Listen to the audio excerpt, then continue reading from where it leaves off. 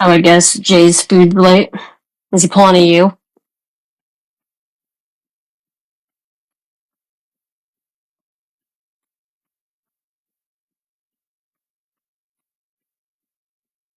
Abner, you're muted.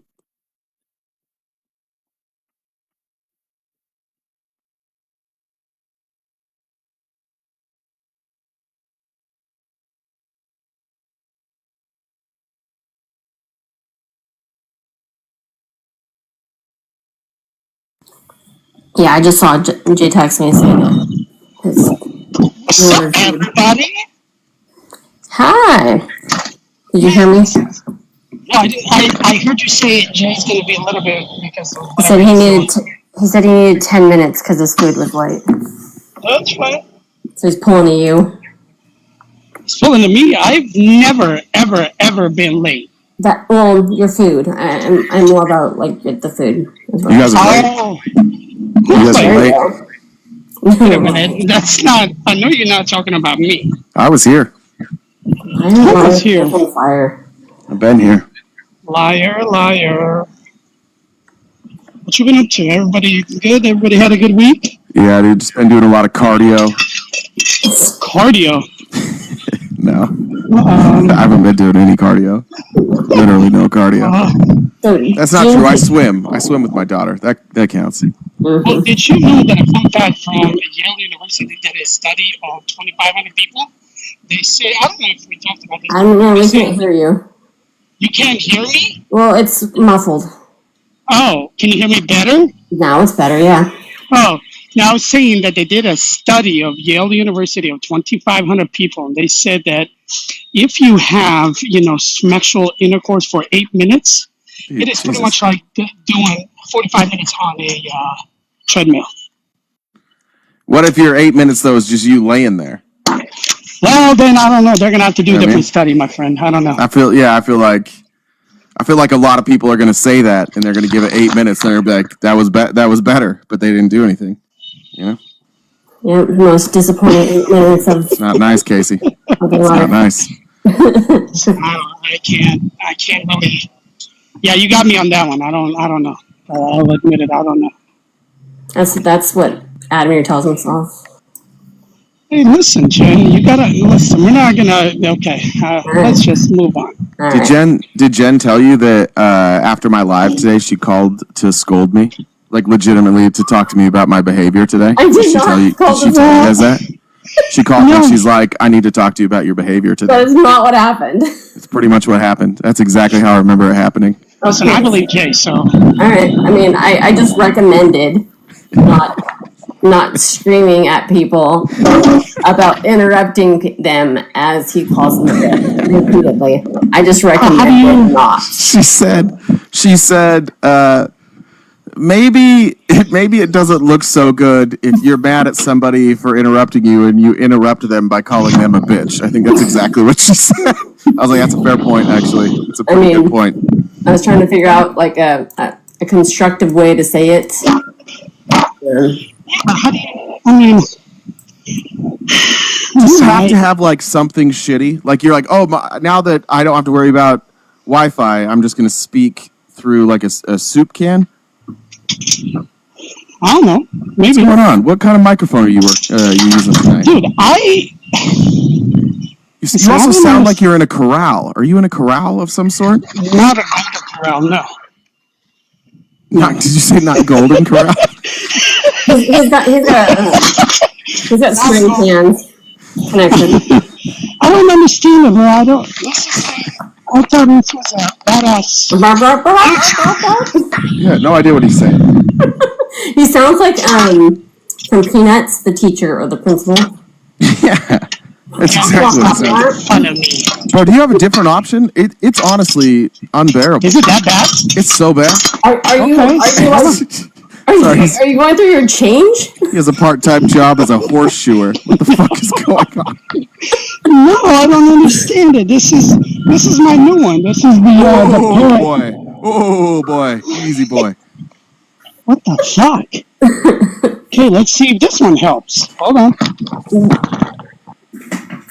When you say new, what is new to you? Is this one better? Yeah. It's better than the change, yeah. Did you get that new Trump mobile? No, but I was gonna apply for it. You gotta put down a deposit. It's $100 deposit. Yeah, I gotta put down the $100 deposit. I gotta figure out what the hell I'm gonna do, bro. So It's gold though. It looks gold. That looks good. listen, bro. My wife sends me that, and I'm like, "Is this for real?" She goes, "Yeah, it's for real." And I just started laughing for a good 10 minutes, bro. It's Like I was laughing, like it was just. I love like that. you can't be for real. Then they send Eric on Fox News, like Fox Business, to promote it, which is fine. It's business. But they're like, tell us about your phone. What makes it special? He's like, we have fucking roadside assistance and For what? or we're gonna have telehealth. Those are his selling points. We're gonna have roadside assistance and telehealth, which already exist on your current cell phone, no matter how old your cell phone is. That I exists. mean, what are you doing? I am actually just walking around. Why? You Is it sound that like you sound like a ghost who's haunting someone's house. I don't get it. I really don't. I don't get it. I'm in. It sounds like he's like playing a slot machine. No, I wish I was at the casino. What is the beeping? Where are you? I am in Armorville, Arkansas, at a truck stop. So I'm just walking around trying to lose some weight. You're in the truck stop. That makes sense. Well, I'm right outside. Oh, so that's what you hear. Is that like the trucks backing up? Probably. Okay. We hear some Yeah. beeping, and then we hear like chains. Like I said, like a ghost is. Okay. Then Abner, usually Abner's rotisserie chicken. usually the glory hole's inside though. I think I'm sorry. What'd you just say? you're looking in the wrong spot. I mean, you just it's not say gonna be right, inside the not right in glory? public, but. Well, we had someone in requests. If whoever was in requests, if you're opposition to RTP, hop back in. We're looking for opposition to debate with RTP. We'll keep roasting Admir until someone comes on, but Wait, no, don't roast me. Don't roast me. The ghost of past MAGA. That's pretty good. Admir's chicken. Listen, we just need let's not roast Admir. Admir is nice. Okay? Admir is good. Let's just you know that. Have you seen Admir's roasted chicken or rotisserie chicken in the comments? Have you seen it? I just saw it. Yeah. Yeah, I'm talking I Admir. mean, I've seen it. I don't know nothing about it. Actually, that's what I'm gonna go do is give me some chicken. Yes. He's at a truck stop. He's like, I gotta go get some people. fried chicken at a fucking truck stop. Like, He's in There's Louisiana. nothing I around feel me. like some seafood. Let's hit up the Red Lobster. You literally make the worst decisions imaginable. he's gonna go get gas station sushi. You have 4 years left on your life, max. And that's if you don't get in an accident. That's just like the chances of you not Wait a getting minute, food did she just poisoning and say- dying. Wait, what the hell is what did you say, sushi? What kind of sushi, Jim? You're gonna go get gas station sushi. He's there. What's wrong with gas stations? There we go. What's wrong with gas There we go. station sushi? That's correct. I don't know why we expected a different answer than that. That's 100% what you would say. And because it's you eat like a lot of it too. I still don't see your guys' points. I know, but how many, when you go to a gas station and they've got the sushi, how many, they'll have like a platter, and usually it's like a single serving. How many of those will you throw in the bag? So I only eat one thing, and that's California roll. I don't eat nothing. So let's say they've got 8 California rolls available. How many? I are you do taking? 3. 3. I do 3. What's so wrong with that? Nothing's wrong with it. What else do you add to the meal? Now you're at a gas station. Obviously, you've got to find a dessert and maybe a side. What are your options? Your dream flying J He meal. goes for the '90s kid. No. Let's hear me out. So what I do Let's hear me out. as far as the like the desserts and stuff, I'll have New York cheesecake, which is really good. I know it's a truck stop cheesecake, but it's really good. I'll tell you that. The truck stop has cheesecake? Oh my God, bro! Yes. Where? Any truck stop that you go to, literally anyone. Where in the truck stop is it? When you go into the truck stop? So yeah, you can. It's either like in the freezer or with the milk is and stuff like that. They'll have like New York cheesecake and stuff. It's like a pre-packaged New York cheesecake. Well, of course, it's not going to be real cheesecake. I don't know. I've never went to a gas station and thought cheesecake. I don't even think I would have noticed it if it was there.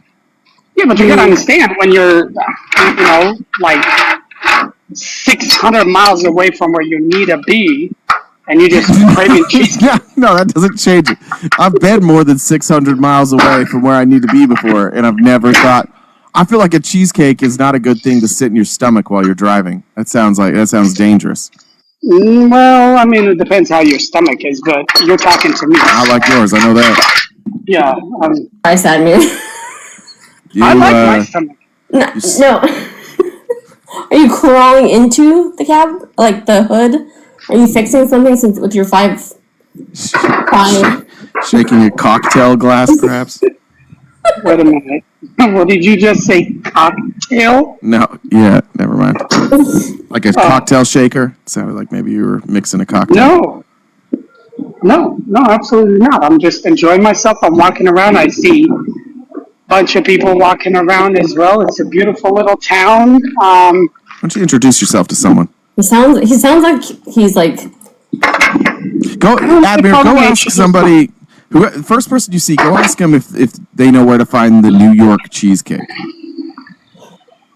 I want to see if anybody else would Arkansas, know. Bro. I mean, I'm curious. He sounds like he's a janitor. Like he sounds like he's going to clean like the next classroom. Like, I just want to see. Can you just go ask somebody where the New York cheesecake is? Not somebody that works there, just somebody else. Just like random. Yeah, just somebody that looks friendly. Well, okay. Let me see. Definitely not him. He looks like he's a terrorist. I don't know about this. This is not a good idea. I'll tell you that. All right, maybe the clerk. Maybe it's not a good idea. Maybe head up to the register and see. Oh fuck! Hold on a second. Let me see it. Let me walk up to this guy. He's gonna look at me like, "Are you dumb?"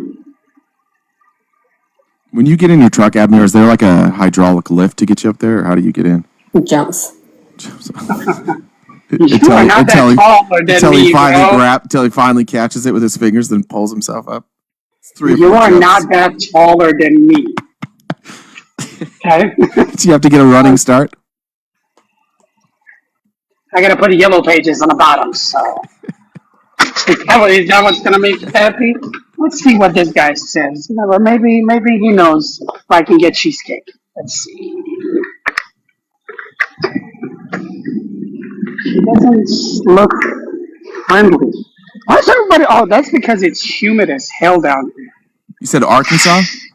Yeah, Armorel, Arkansas. I mean, like that could also be a lack of diversity in the gene pool. Sometimes that makes people appear unfriendly. How you doing, bro? Got a question for you. I know it's a weird question. Do you know where I can get New York cheesecake around this city? Yes, sir. Now, that's what I figured. I'm craving some New York cheesecake. Ask him about Arkansas cheesecake. Is there such thing as Arkansas cheesecake? Is there such thing as Arkansas? Not even close, huh?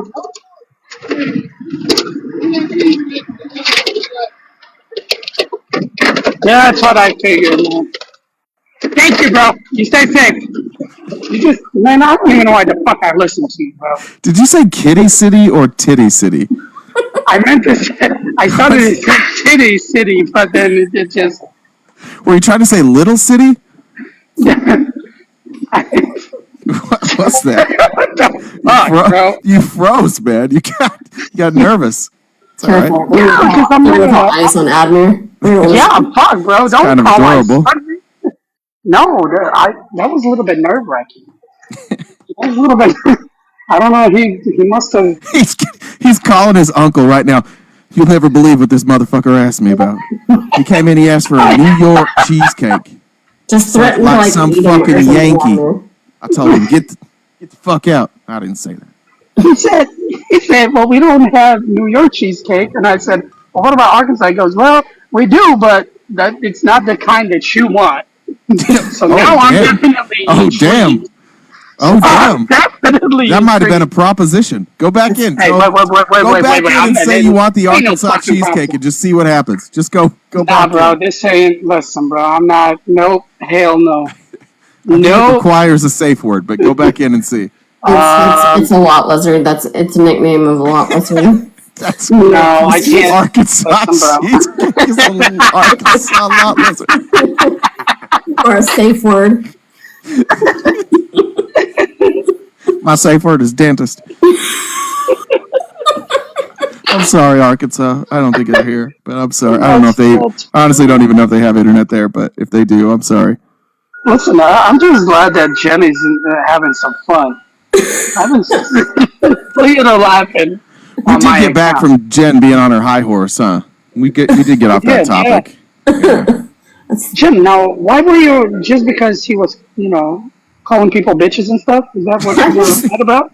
I just, when you start yelling at everybody about, you might be the problem if you're always saying people are over talking and interrupting you. And you just have to be honest. So. Yeah. But I have kind of noticed, Jay, that your new favorite word is a bitch. It feels so good. That's the thing that sucks. It feels so good to say. And I do understand. Jen's right. Like it stops the conversation. You see it like a little kid who just was able to start swearing when no one was looking. It kind of feels like that. Honestly, I've been restricted my whole life, so it's like a little bit of freedom. Yeah, I'm working on it. It's every other, like, you're a bitch.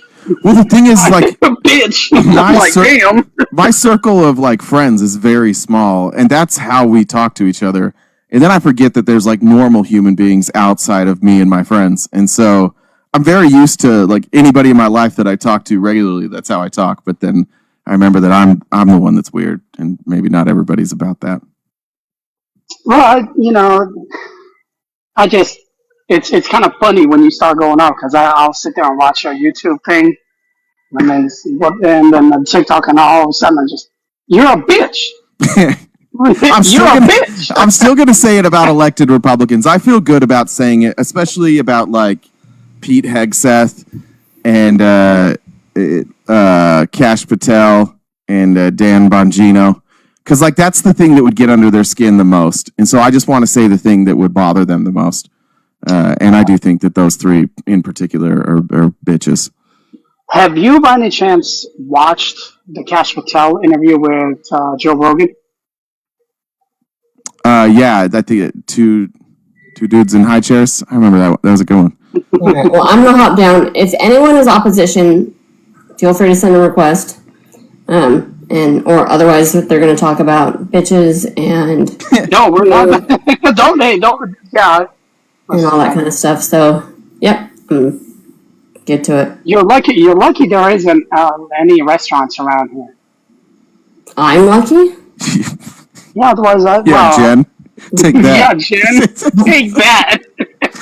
You're just going to go, like, buy out a gas station and fake. Jen, what I'm really craving, and I've craved for 2 years now. I don't know if I want now, to be honest. No, listen to this. So it's called the spread. Have you ever heard of it called the spread? No, God damn it!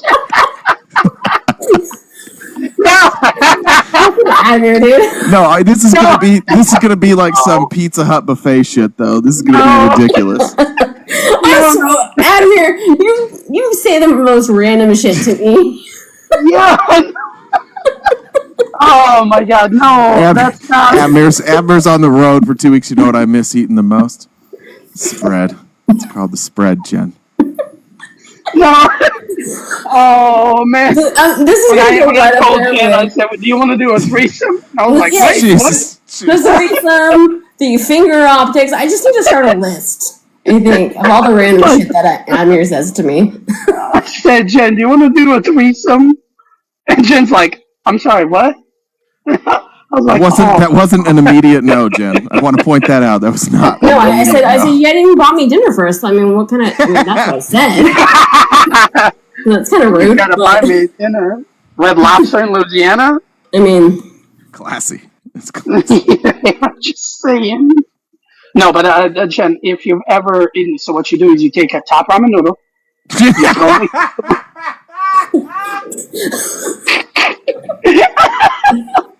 I quit. What's the rest of this? Okay, so what you do is you take. It's got to be the chili kind. Sure. What you do is you throw them against the wall. They'll pop. So then you put them in a trash bag, right? You take a trash bag. Have you been in prison? Yeah, I saw this on one of those 90 Days In. I think I saw this on. Yeah, it can't be 90 days in because they don't even get their number in 90 days. So Okay, no, sorry. It was something else I saw that. No, I'm actually Might have been Oz. No, not Oz. No, I've actually been craving. I think I'm gonna make that when I come home.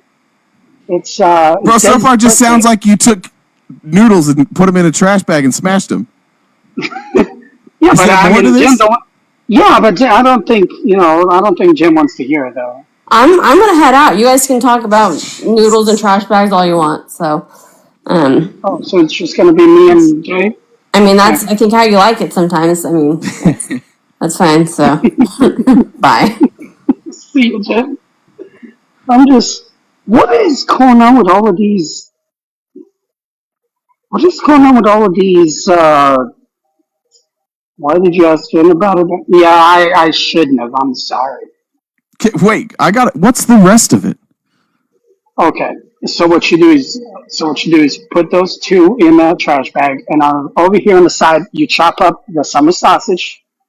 You get some. The way I used to make it is hot sauce, cheese, summer sausage, jalapenos, all together.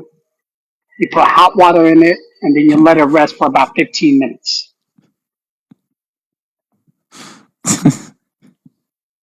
All right, sounds amazing. Are the noodles cooked, or do those add some crunch? No. Don't listen. Okay. Until you try it, bro. Don't knock it. That's just a crazy thing to be craving. It feels like you can get all of those ingredients at like a gas station. Well, you can't. Or just some sort of Walmart's got to be open. I feel like you could make that. Yeah, maybe you're right. Maybe you're right. Is there someone in the box? I can't see nothing. Jim's the only one that can. You can't see you can't see the box from that account? I can't. No, I can't. That's a good question. Why is that called the spread? I knew someone was gonna ask. I have a theory, but it's the wrong one.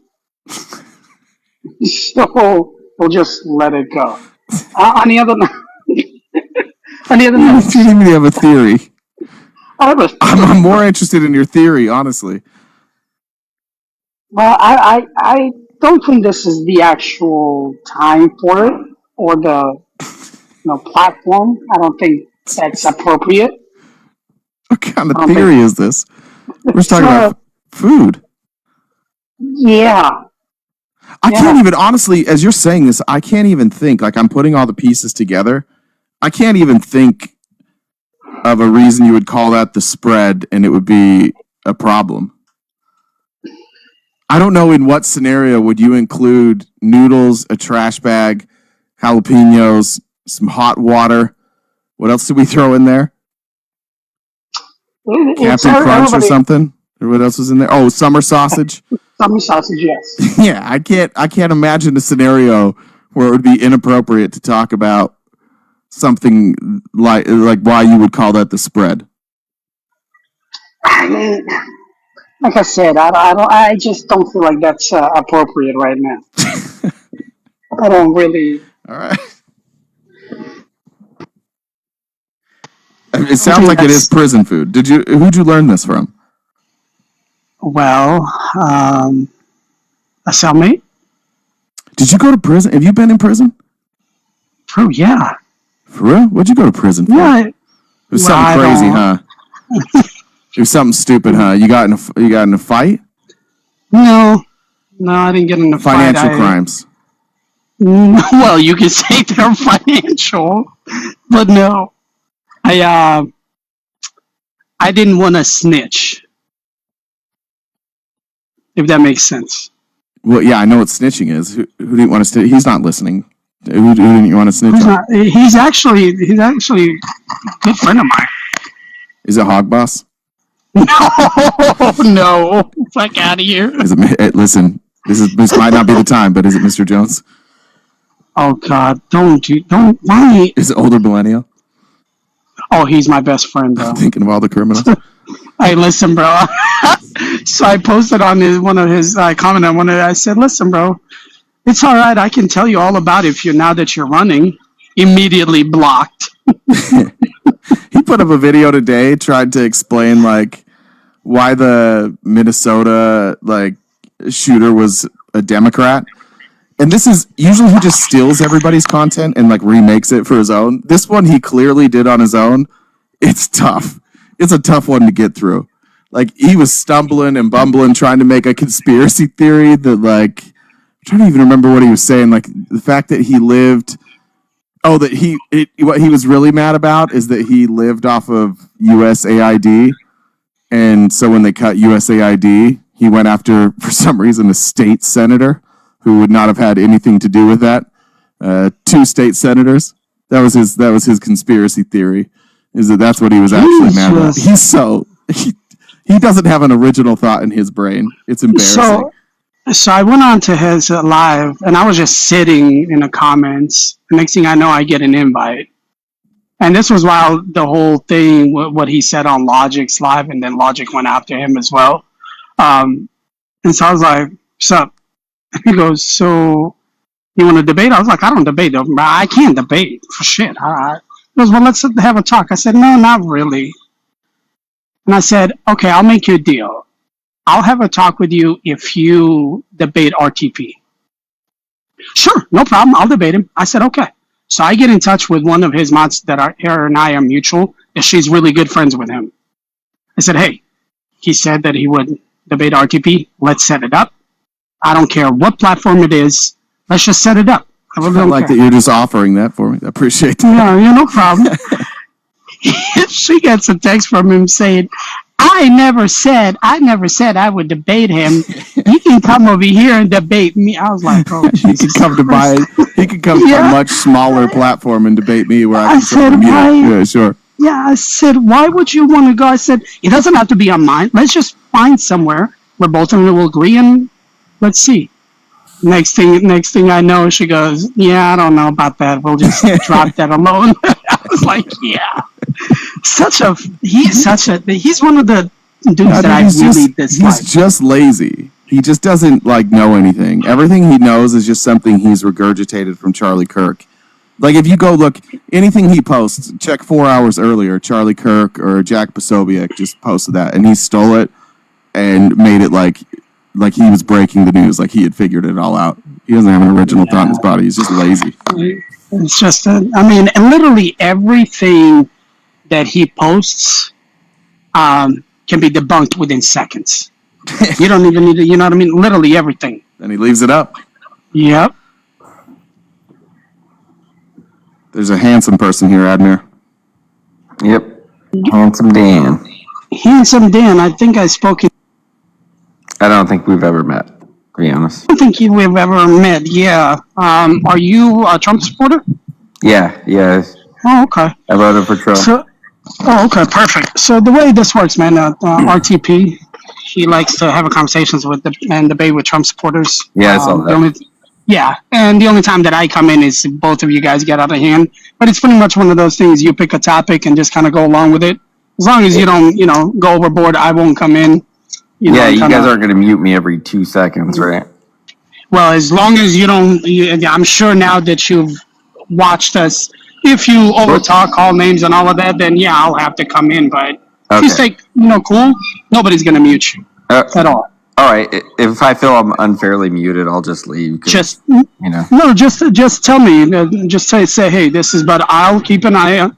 And I only have two rules: don't call one another names, and don't interrupt. That's it. Okay. If one is talking, the other one just kind of stays quiet, and then just keep going. And so I'll keep an eye on her, and we should be good. Okay. Yeah. All right. Yeah. I don't. So just pick a topic and then start it off. I'll go on mute, and that's it. Well, actually, RTP, I'll let you pick a topic. I don't know what you believe, bud. Well, I support most of what Trump did. There's certain things that you and I will probably agree with, but I support most of what Trump ran on, such as pretty much. What do you think about the Iran thing? I think that we shouldn't be supporting Israel. Like, okay, when you say we shouldn't support Israel, can you give me like what? We should cut all funding to Israel right now. All funding. Yep. Okay. Can you tell me why you believe that? Israel makes a bunch of decisions without us. I am a citizen of the United States. I'm not allowed to be taxed without representation. Giving that money to Israel without any ability to determine what Israel does with the money that we give to them is problematic. So I think that since they're using that money to kill innocent people, we should stop giving them that money. Okay. And what you're saying, like, bipartisanly, they would disagree with you, right? I don't know what you mean. What do you mean by that? I mean, like, Democrats and Republicans would say, hey, you're wrong, RTP. Yeah. You understand that, right? Yeah.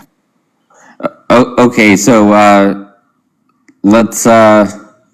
Okay, I think we basically agree on that. I think Israel's strikes against Iran are somewhat justified because Iran does fund Hezbollah, Hamas, and the Houthis, and Iran has stated if they do get nuclear capabilities, the first things they're going to do is wipe Israel off the map. Has Israel ever said that they were going to wipe Iran off the map? Well, what I'm saying is, like, Israel making these attacks is justified, but the United States getting involved, probably not justified, so we could probably agree on that. Well, wait, so if they just both say that they want to wipe each other off the map, then they're justified to go to war? Well,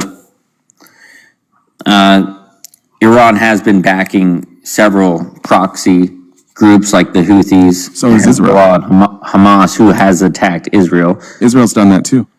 Okay. So when was Iran's October 7th? When the last time Israel funded something like that? When was the last bombing in Iran? Let me look before here. There's been attacks forever.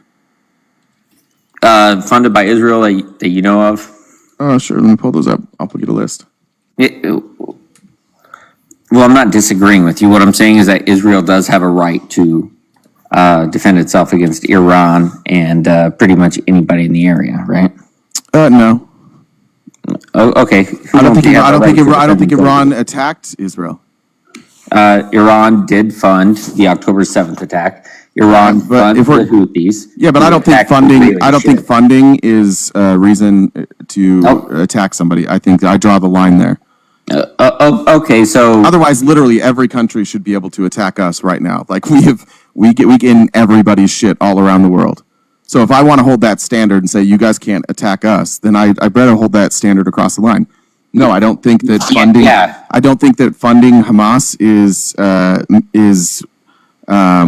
warrants Israel attacking Iran because Israel also funded Hamas for years. So how can Israel fund the same group and then the group that Israel also funded? What do you mean by Israel funded them? Israel was propping up Hamas for years.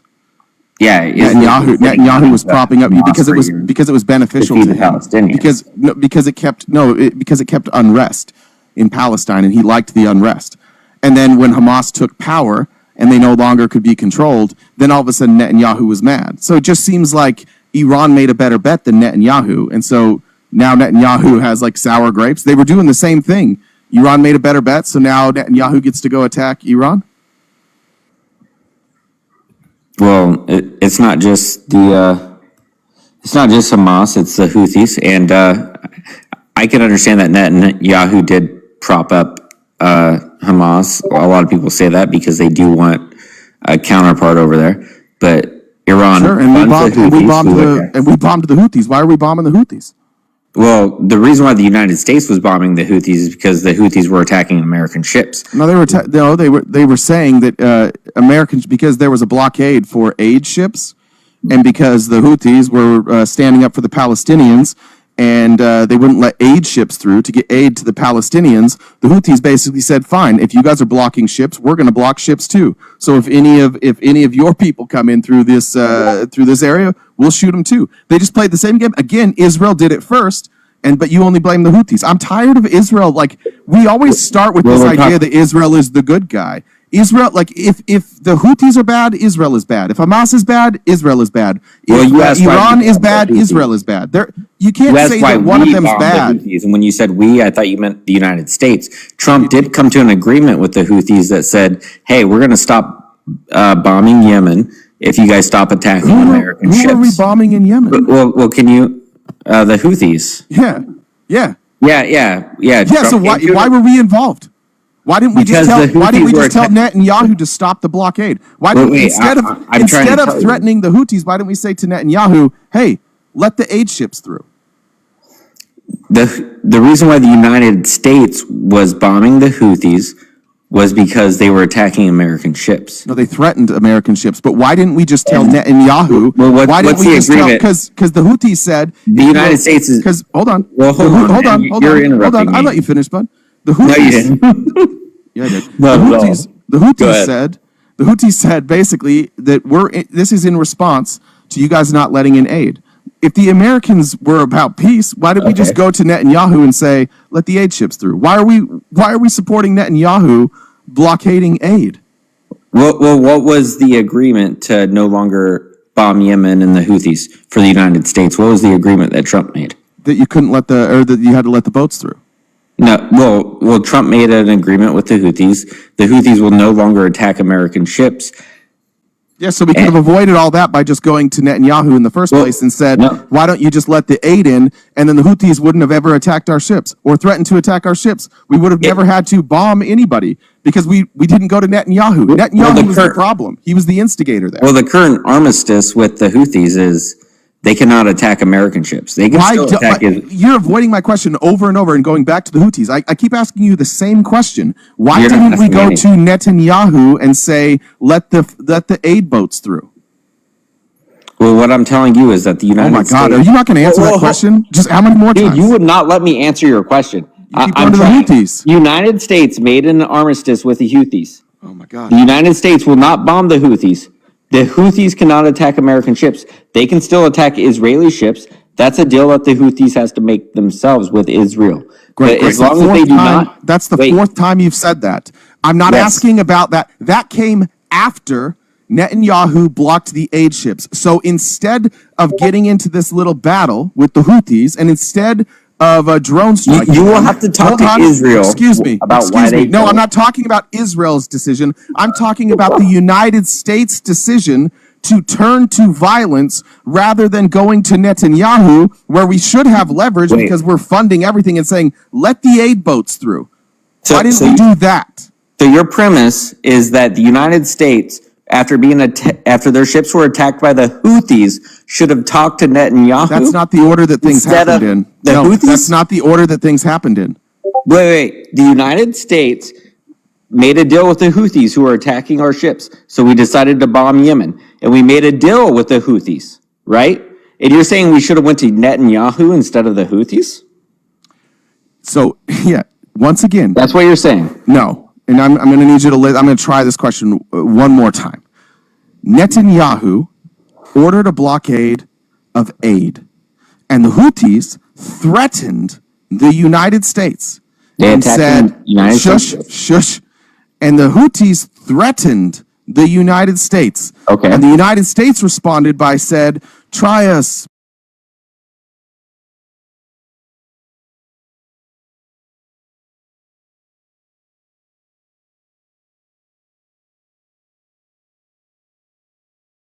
instead of threatening action against the Houthis, we should have went to Netanyahu and said, end the blockade. But instead of going to Netanyahu, we raised the stakes. We said, try it, bitch. Because we always do the wrong thing in foreign policy, and we didn't use our leverage for peace. We used our leverage for escalation. That's where you and I have a fundamental difference on how we should address foreign policy. This is our disagreement. You think that the escalation was fine. I think we should have de-escalated. That's where our opinion breaks from each other. Okay, so you think that when the Houthis threatened the United States, instead of the United States retaliating with military power saying, hey, you don't threaten us, we should have went and talked to Netanyahu, who has zero control over the Houthis. Yes, because what the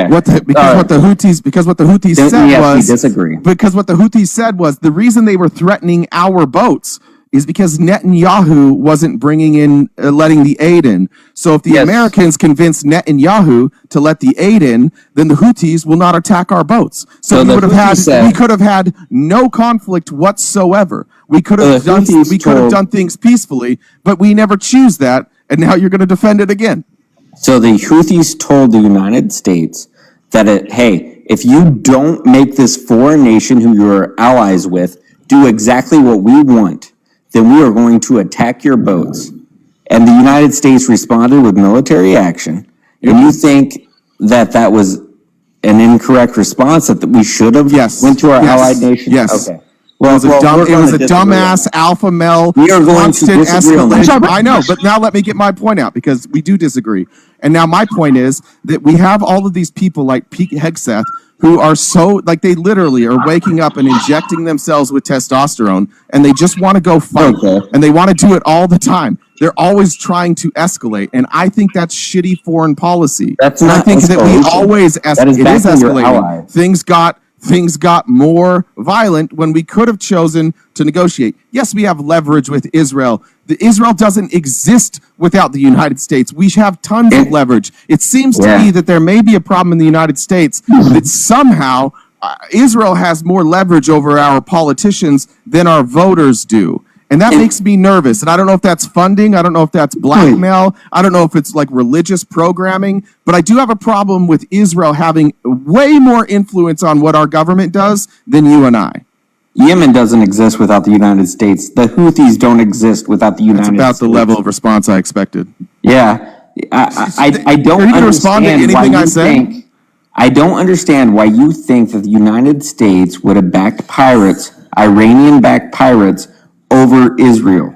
That's not backing somebody. What are you talking about backing? That the United States would have sided with Iranian-backed pirates over Israel. What do you mean backing? What do you mean backing them? We dropped...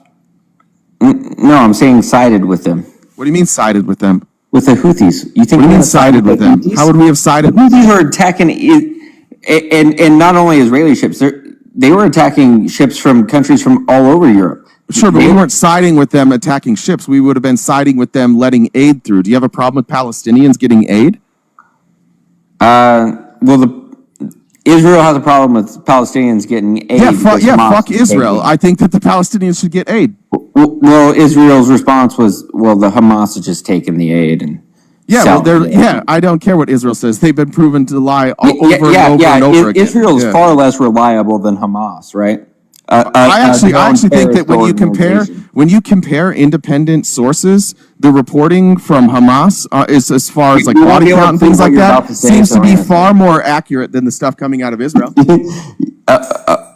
You won't be able to prove that, so don't even say. No, what I said is when you compare what the numbers coming out from Israel and Hamas, and you compare those to independent journalists, independent organizations, specifically from Europe and the UN, their numbers tend to match up a lot more. And it seems like Israel's numbers don't match up with anybody's numbers but Israel, which is crazy. Nobody else has the same numbers as Israel. It's wild. They always say that they've killed way less Palestinians and that they've lost way less lives. So let me get your conclusion on the United States Houthi thing. Yeah. Go ahead. What do you mean the United States Houthi thing? So how do you think the United States should have dealt with the Houthis? they should have dealt with Netanyahu, who started the problem.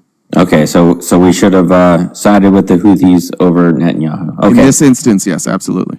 Okay, what about Israel, Hezbollah, Israel, Hamas? How should the United States deal with that? Give me an instance. Okay, how about October 7th? After Hamas created that terrorist attack on Israel, do you think Joe Biden should not have funded a regional bombing campaign for the next 2.5 years? He definitely should not. He definitely should not have done it for 2.5 years. Is 2.5 years a warranted response for one day?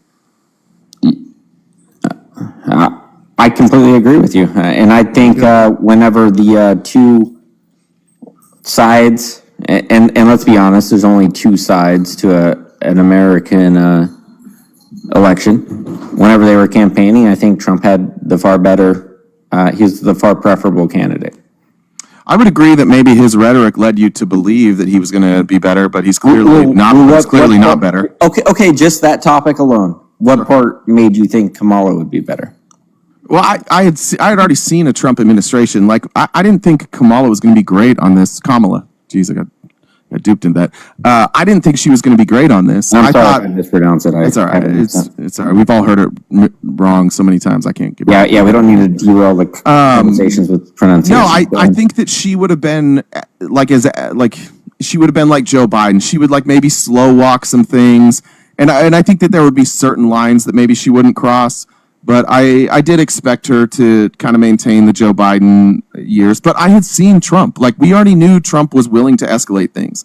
We already knew that he was willing to move the embassy, which was like, for a lot of people, they liked it. But it was a really controversial move. And a really controversial move like that creates some unrest. And that was like day one stuff. Then he goes into Iran and he gets rid of the Iranian nuclear agreement. And he slaps a bunch of sanctions on Iran that cripple them financially. So like the first thing he did in his administration was escalate things. For what reason?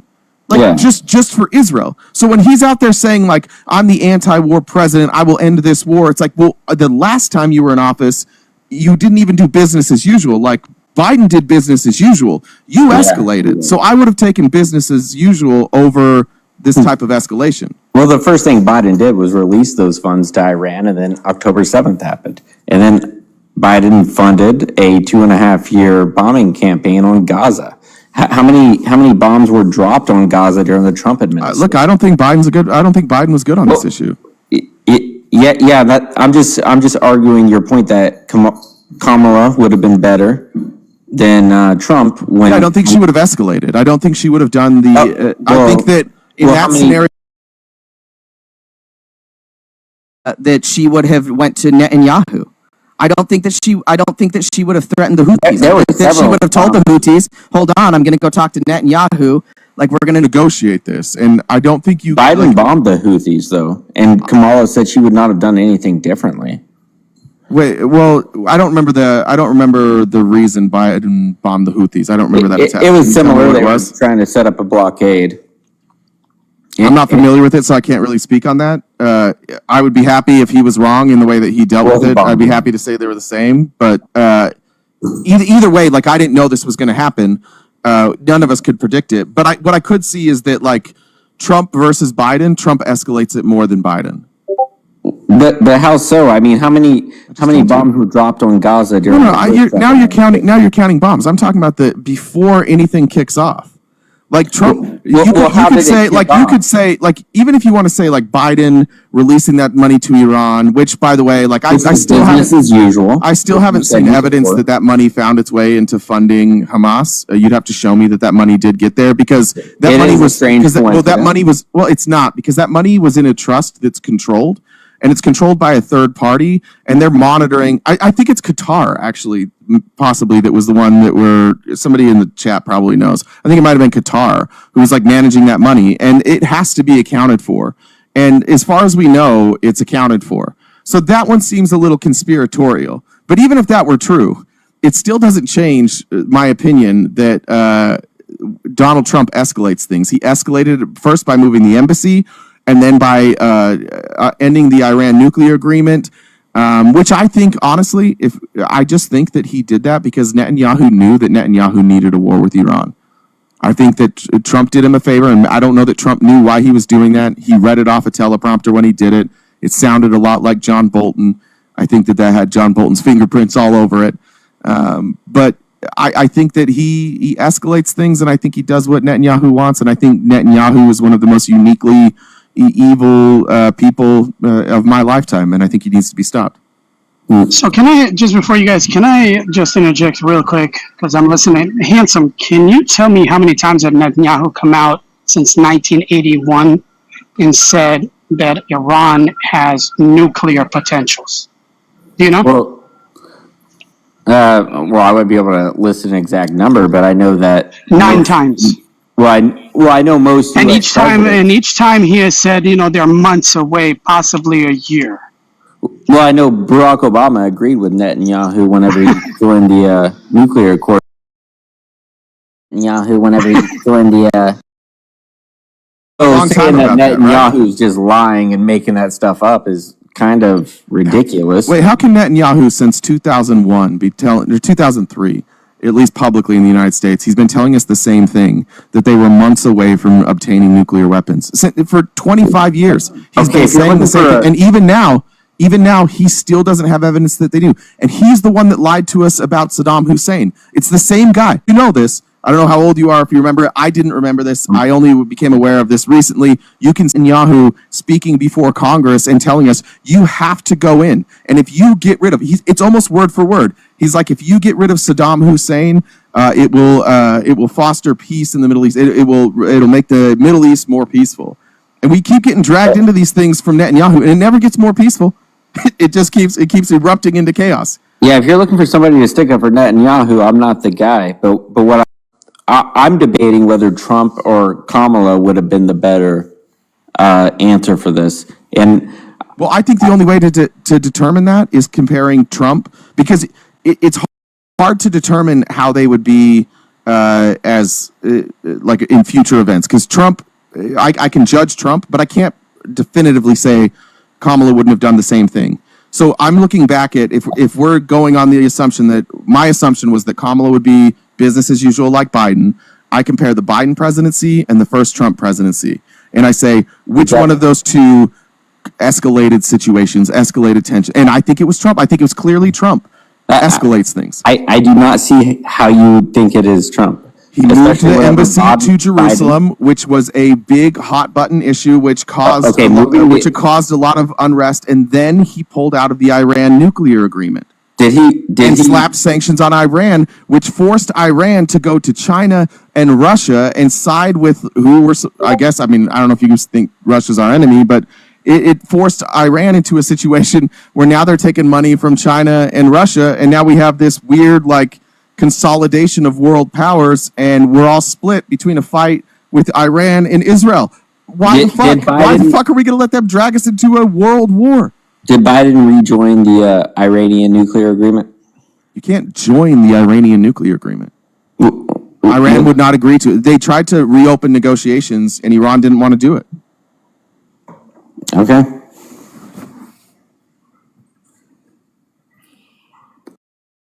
Yeah, what I'm saying is Gaza, backed by Hamas, was pounded by American tax dollars.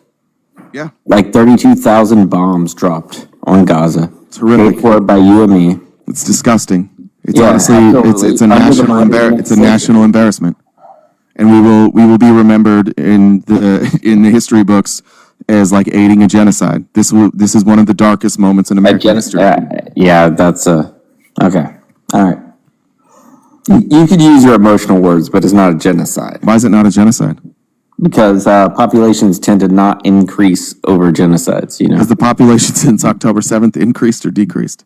It's increased. You think the population of Palestinians has increased since October 7th? Absolutely. The population of Palestinians... Excuse me, what is your reference for that? Losing 32,000 out of 6-7 million is not going to decrease your population, especially you think the number of deaths in Palestine is 32,000?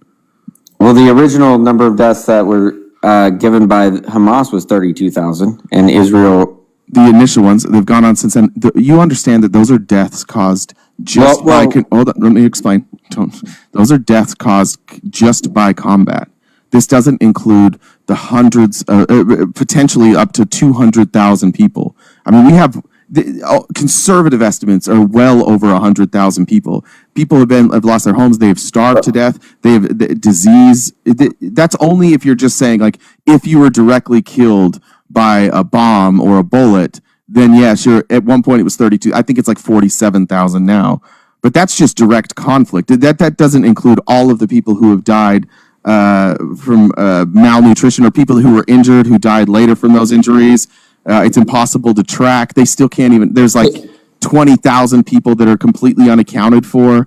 I mean, the number is massive. Well, let's give your most like the biggest death toll that you would think, right? Let's say 200,000. I think is not okay. 200,000 out of a population of 5.1 million. What's the birth rate typically? 10%.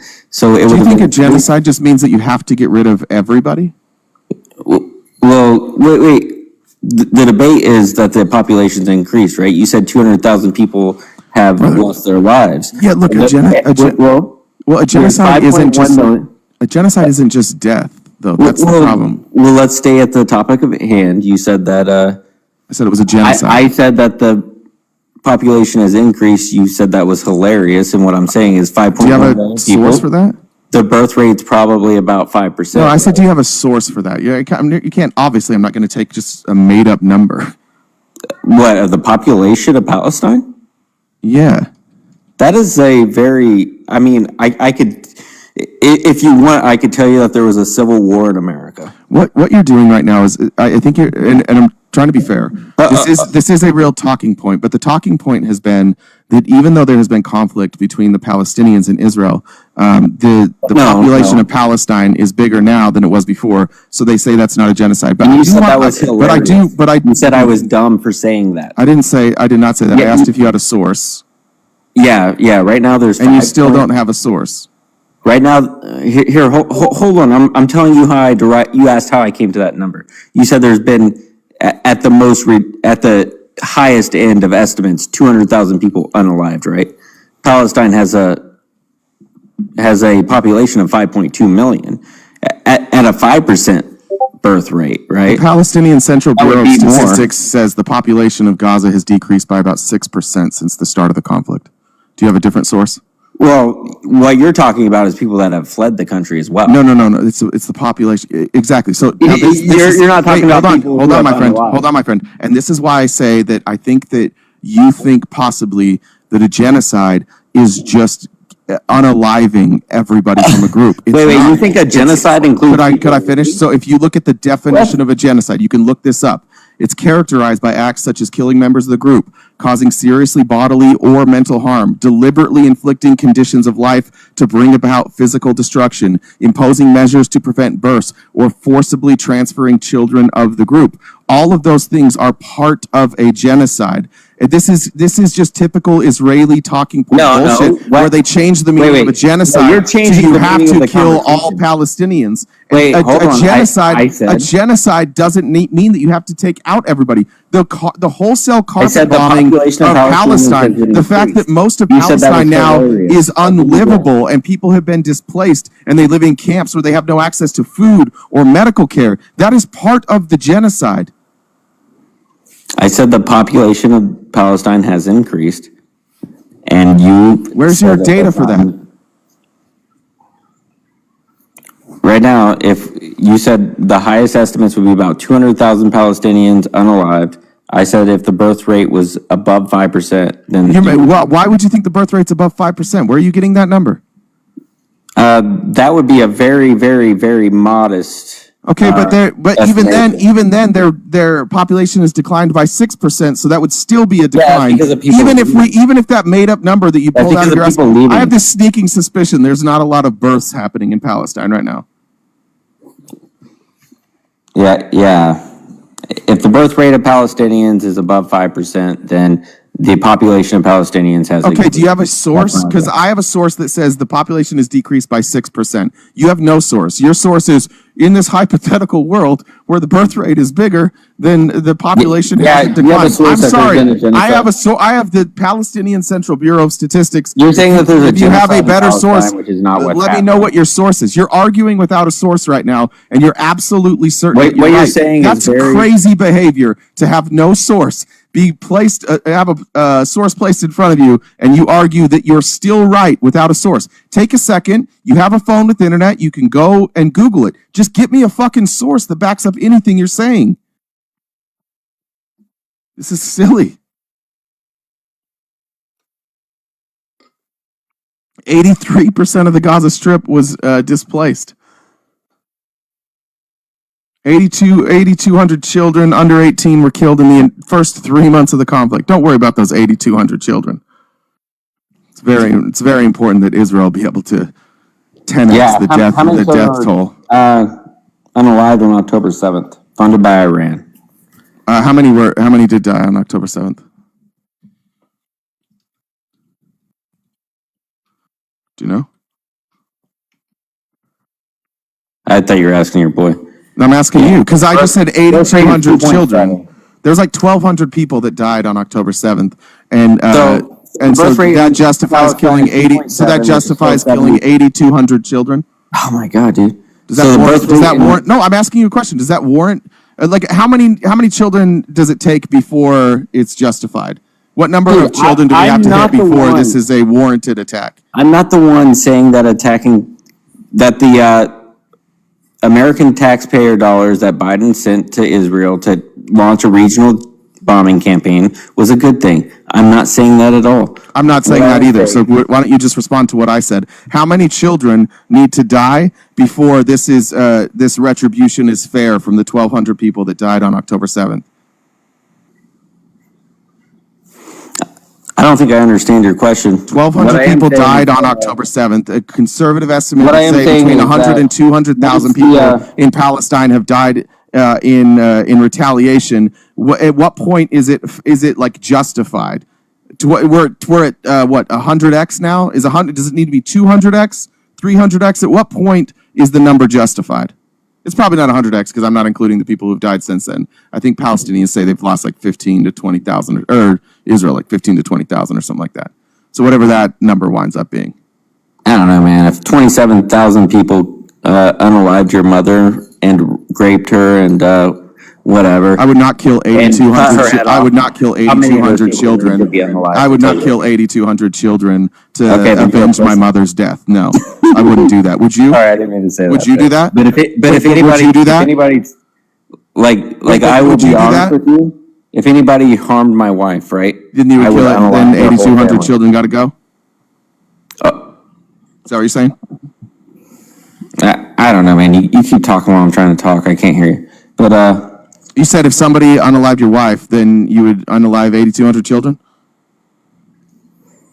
Where are you getting the number 8,200 children? That's again from the PCBS.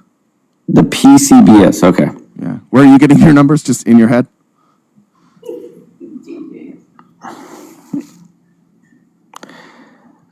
All right. So you're going to be surprised about how much we agree on with Israel and Palestine, right? But what the question I asked that you haven't answered the question yet. No, it's do populations tend to increase during genocide? You have provided no evidence that the population increased. You're back to a point that you can't prove. In fact, I've only provided evidence of your claim to be false. Your claim appears to be false, and now you're going back to your claim as if you won this one. You already lost this point. This is not a genocide. We've moved on. It is absolutely ridiculous. Why not? Why is it not a genocide? It is not a genocide. Why? I know, I heard that. Why? If Israel could unalive every single Palestinian, they would. They're trying. Seems like we're on pace to do it. What are you talking about? 200,000 deaths. Israel has enough artillery to hit every piece of Palestine 4 times over. They Yeah, could but of course, shoot if you one did- of artillery course- rocket. Right, Why but of would course, they- if you did that, everybody would know, and even your friends in the United States wouldn't be able to cover up what you're doing. Oh, okay. So you have to make it look So justified. it is a genocide, You have but to. they're trying to Yes, make it's a. it look Yes, like it is, not- and they're it's not doing a it, and they're genocide. doing it gradually, and they're they're making doing it choke gradually. points. They're And now doing it they're so gradually that the just like, yes, population's just like increasing. almost every genocide. When did the happens genocide gradually. start? Can I ask you, when did the genocide start? Yeah, October 7th, probably October 8th. October 7th is when the Probably genocide October started. 8th. I don't know after when they were Israel struck attacked by back. terrorists. Correct. Yeah. After that. So they just decided to start a genocide. No, they were after attacked. terrorists came across their borders and Yeah, killed the most liberal of them, who were Most pretty much liberal all of them. Is this a Palestinians. political ideology problem now we have? Do you understand? Did you just think that Hamas was the liberals? I got news for you, bud. They're pretty fucking conservative. I don't know how much you know about fundamentalist groups, but I wouldn't call them liberal. No. What I said is they killed the most liberal Israelis, the most Palestinian sympathizing Israelis. Okay. They're the ones who were on the border with Palestine. So then it was They're the okay ones- to. So then it was okay to start So that all happened, and then after that is when Israel started the genocide. So the genocide started October 8th, you said? I don't know if Israel. I can't remember if Israel attacked back on October 7th or October 8th, but that seems to be about when it kicked off. After that happened, you think Israel decided? So Israel had no plans for a genocide. So what you're saying Correct. about? So what Abner asked me about from the 90s and Netanyahu and Well, they've wanted a reason. They've wanted a reason for sure. But the thing is Israel's a very small country, and they still operate under our control, and so they can't just like do whatever they want. They've got to have an excuse to be able to do what they do, and that's why I asked the question, like, at what point is it justified? October 12th, 1,200 people lost their life. We're between 100 and 200,000 now. At what point is enough enough? At what point has Israel proven their point? Yeah. It seems like Israel said that that's they're why I going to voted wipe for them Trump. I off the wanted map. Israel to stop. It seems 6 like days Israel before Trump says. took- Wait, Didn't hold Israel on a say second. that they were going to wipe them off the map? Are we talking about? Okay, so I think Israel plans to stop. after Trump won the election, Israel. No, the question was, do you think Israel plans to stop? Israel has stopped it for the most part in their attacks with Gaza. What? Yeah, absolutely. Well, Gaza, sure. It's leveled. They haven't stopped. They haven't stopped their military action. When are they going to stop? At what point? As soon as they get all the hostages back, though. As soon as they get all the hostages back. Oh, gotcha. So Well, they're getting, and until they get the if you're hostages holding back, hostages, and until they get the like, hostages back, it's okay to just kill as many people as they want, right? And starve people to death. Well- starve women and children who had nothing to do with it. It's fine to just starve them to death until they get the What- hostages. I want them to end the war. I want them to stop a genocide. I want them to stop starving Palestinians to death. And again, it's not a genocide. That's I don't agree with you, and you've provided no good argument that it's not. In fact, you just provided an argument. You just admitted that they're Anytime still a going. population You just admitted that they're still not a going, and they will genocide. keep going. At what point? At what number does it have to be before you'll consider it a genocide? How about the population decreases? Then I'll It start. did. It decreased by 6%.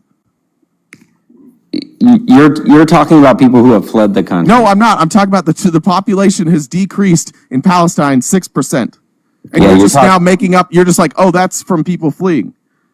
Yeah, you're talking about including people that have fled the country. What if what's 6% of 5 million? 10% is 100,000. So half of that 250. Yeah, I mean we're right. We're pretty close.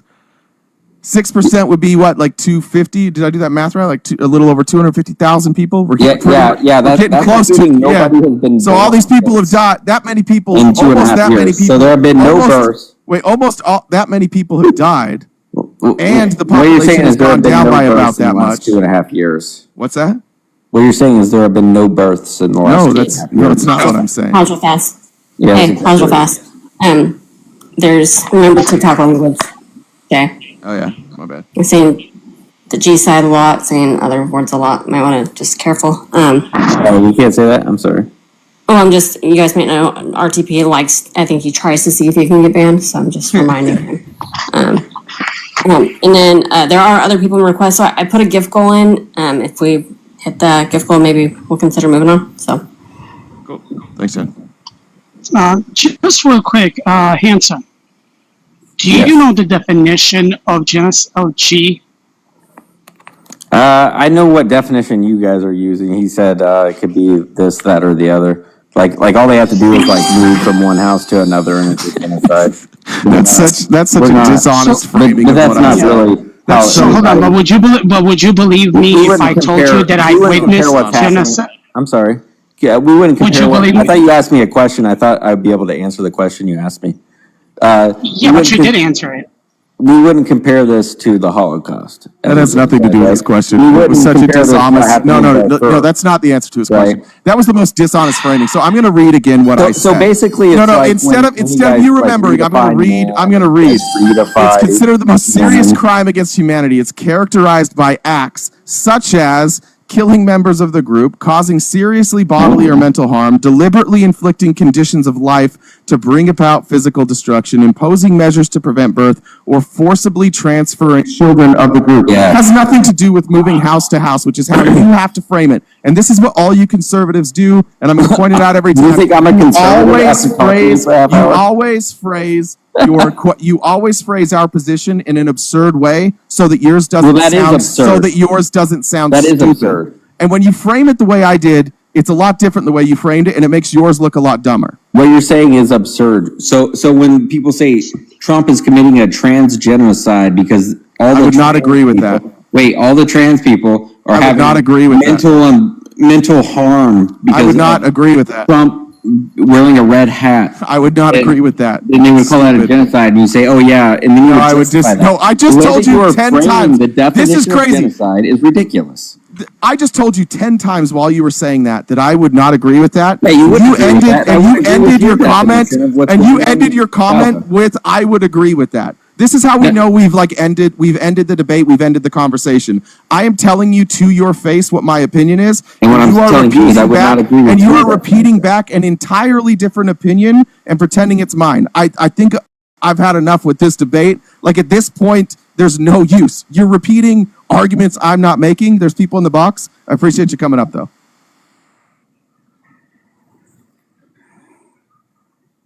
Okay, what I'm telling you is that the way No, that was the you're end of framed- the debate. It's your turn to go now.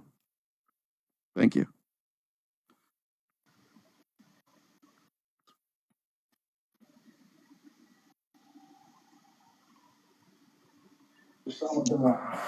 Luis, how you doing, sir? While there was a meeting Luis, going on in the situation room in the Trump White House, Luis, are you there? with Donald Trump was having a Luis, you know you're on the line, right? situation room about the Hey, situation. Abner, I'll be back in like 2 seconds. Okay, no worries. Luis, are you there? I guess not. So yeah.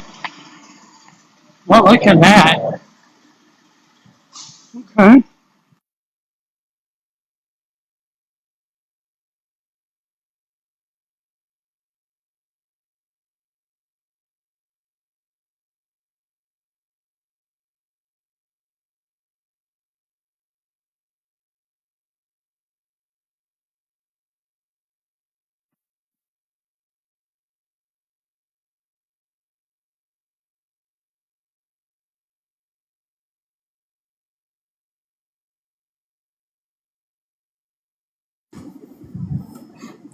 yeah, people waiting too long.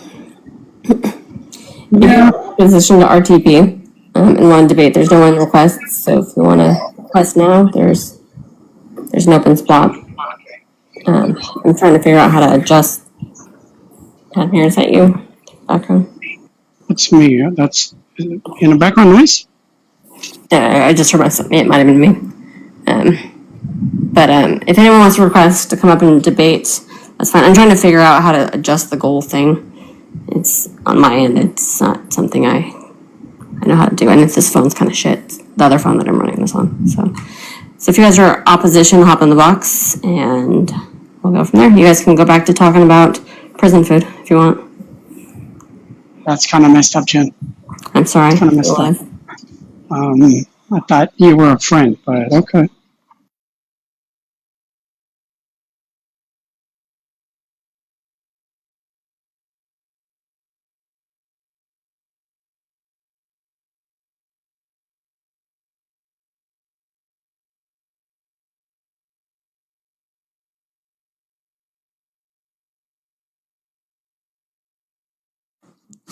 just letting the people sit in silence?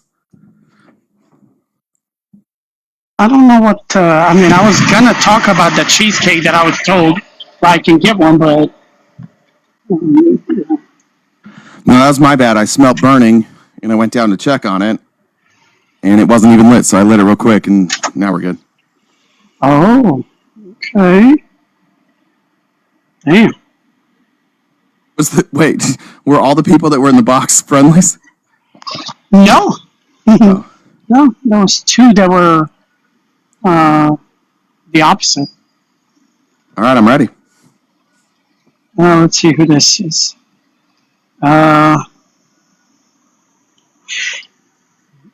There's nobody. Oh, that was a friendly. But yeah, I really wish that people would.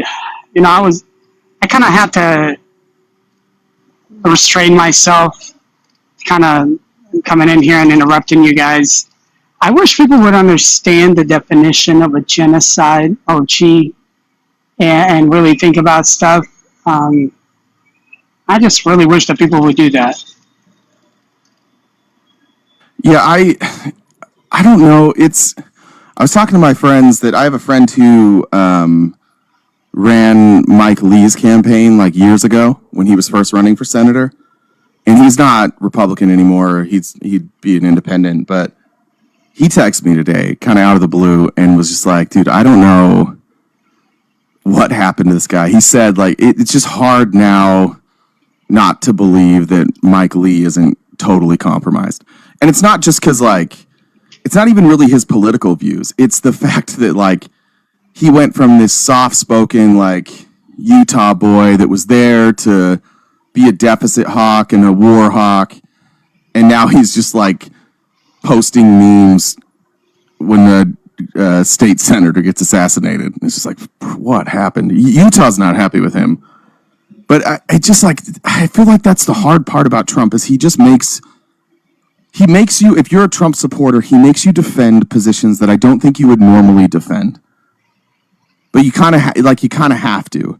And so I just feel like Trump takes everybody's standards, wherever their standards were, and he lowers everybody's standards of what's acceptable. So whatever your line was, like he probably lowered it. He hasn't raised any standards. Like, we just don't give a fuck about government corruption anymore. We don't care anymore about, like, what the courts say. We don't care about the Constitution. We don't care about, like, even trying to do bipartisan things. It's tiring, man. It's exhausting. I think that's a cop out when you say, you have to defend. And I see why you say that. And I mean, literally, I was sitting here defending him every day, in and out, in and out. But there got to be a point where you're like, okay, well, there's nothing to defend anymore. Well, what can I defend? I mean, it starts to the point where, okay, well, now I'm fooling myself. Now I'm lying to myself. And once you start doing that, once you realize that you're lying to yourself, you tend to have a different perspective. So I think it's cop out when people say, now you have to defend him and all of that. No, I think that's a wrong move. There's no way that you can defend anybody when does it end? That's my question. Is when does the lying, when does the defending stop? Well, I guess what I was trying to say there is, like, we all do this in our life, like, a little bit. Like, we have our personal morals, and we might not hold everybody to, like, our same moral standards. And that's what I was saying with Trump. Like, it's hard for people to figure out where their line is. And if you live in America, it's very easy to have, like, a personally curated news feed that you don't even really know is, like, curated. I mean, like, when you're scrolling through on a tweet now, it used to be like if you liked something, that would click into the algorithm. Now it's like, how long did you hover?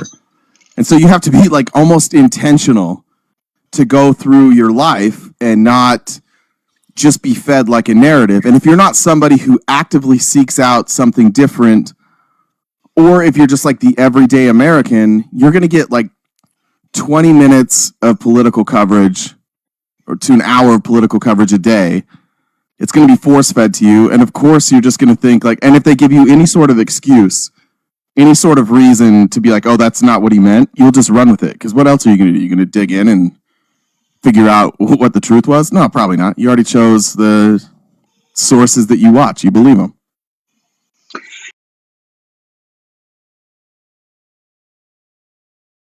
That you watch, you believe them. See what you're saying. It's one of those things that I can understand the first term. All right, fine.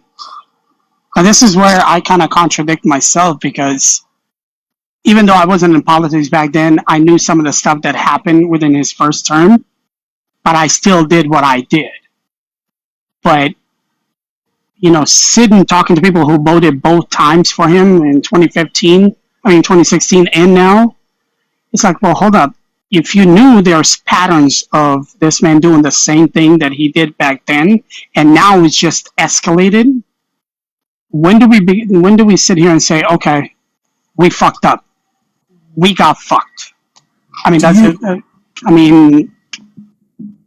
Do you remember, like, the story or like the moment that made you view Trump like differently? Like I think a lot of times, as you like, once you get out of whatever your belief system is, there are people that you thought were intelligent that they're just telling you what you want to hear. And I feel like that's kind of who Trump is. And have you gotten to a stage like where you view him different, like his level of intelligence differently, or do you still view him the same? No, I don't. And I've said this on, I believe it was on one of the conservative, I can't remember her name, God bless it. They asked me, they said, well, why did you switch up? I said, listen, I didn't switch up on my beliefs. I switched up on the lies. Is because when I'm lied to day in and day out, and when you try to defend the same thing day in and day out, you get blindsided and you just, it's a weird thing to explain. You tend to believe the lie that you don't want to believe, if that makes sense. You see what I'm saying? If that makes sense. You mean like the lie? You mean the lie you want to believe? Is that what you mean? Yes. Yeah. Okay. Yeah. Yeah. And so it's what really effed me up is that I knew that he was going to pardon the Jan 6ers. I knew that he said he was going to pardon some of them. What I didn't expect is for him to pardon the ones that did the violent acts. That's the one that really threw me off.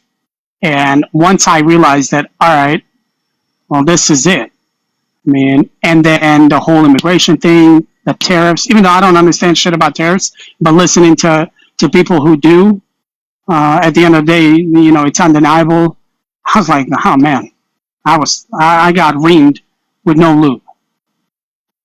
And the more research I started doing, it's like, well, god damn.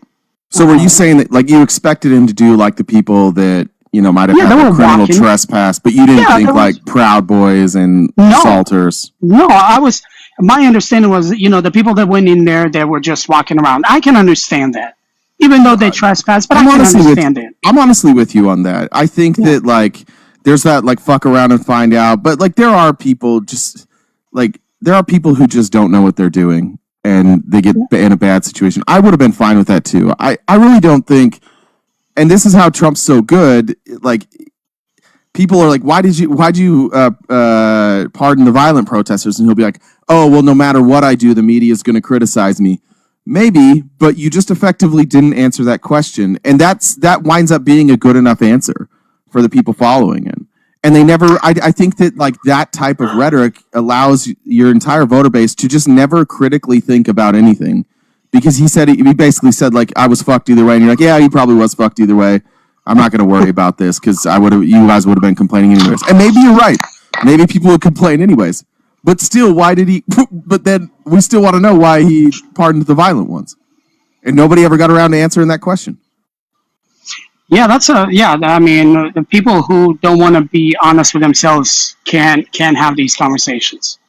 And that's why, there are certain peoples on the right that I'm still really good friends with, and we talk offline. And you know, one of my good friends is a liberal, and you know that, and I'll get different ideas. But the more I'm learning about this thing, because when I came on TikTok, it was just like, you know what, I want immigration, I want this. But what I really got sidetracked on is me being an immigrant. I should have known what it is to go through the process. And I didn't think about the humanity. That's why I keep repeating. Forget about, you know, everything else, just humanity. That's it. Just think about the humanity. Once you start thinking about humanity, you tend to have a little bit different look. That's one of the things like I've tried to figure out with the people that I love that are MAGA is like how that gets turned off, because they are people who I love, and I do think like if they were if I could ever actually confront them and get them to sit down, I would love my dream is that I could just get like a Republican to sit with me for like 5 hours and we just read stuff. Like if we could start with the agreement that like all we're going to do is research stuff today, and we're just going to go through all the things that you think aren't true, and let's just decide together where the evidence leads us. I think like most people, when forced to confront the evidence, would be forced to admit that this last 10 years has been like literally just lie after lie after lie and deception after deception after deception. And so I always wonder, like, where's that internal switch where they're like, you know what, fuck it, like I'm not going to think about those things. Because I look at like my mom, who is just like the most giving, kind, like she's never said, I've never heard her say something mean about somebody. And like if we talk to her about these things, it's just like it frustrates her to a point that she won't talk about it anymore. And I'm always just baffled by that, like that instinct to, this is uncomfortable, I don't want to address it, so I'm just going to pretend it doesn't exist. Yeah, I mean, I got lucky that my family is not big into politics. But where we fuck up is our religion. Because my mother is Muslim, my dad's Catholic, my stepdad's a Christian. You know, we got, well, I mean, you guys are getting it in. How about that, bro?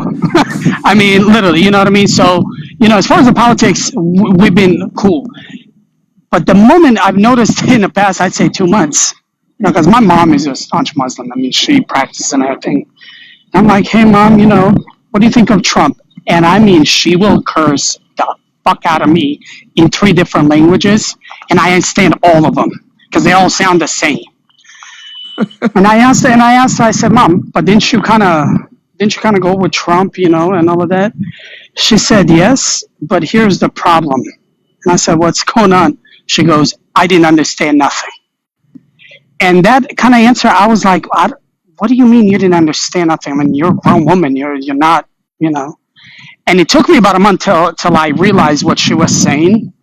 And what she was saying is that she heard everything, but didn't understand it and kept going along with it. And I believe that, including myself, I did it too.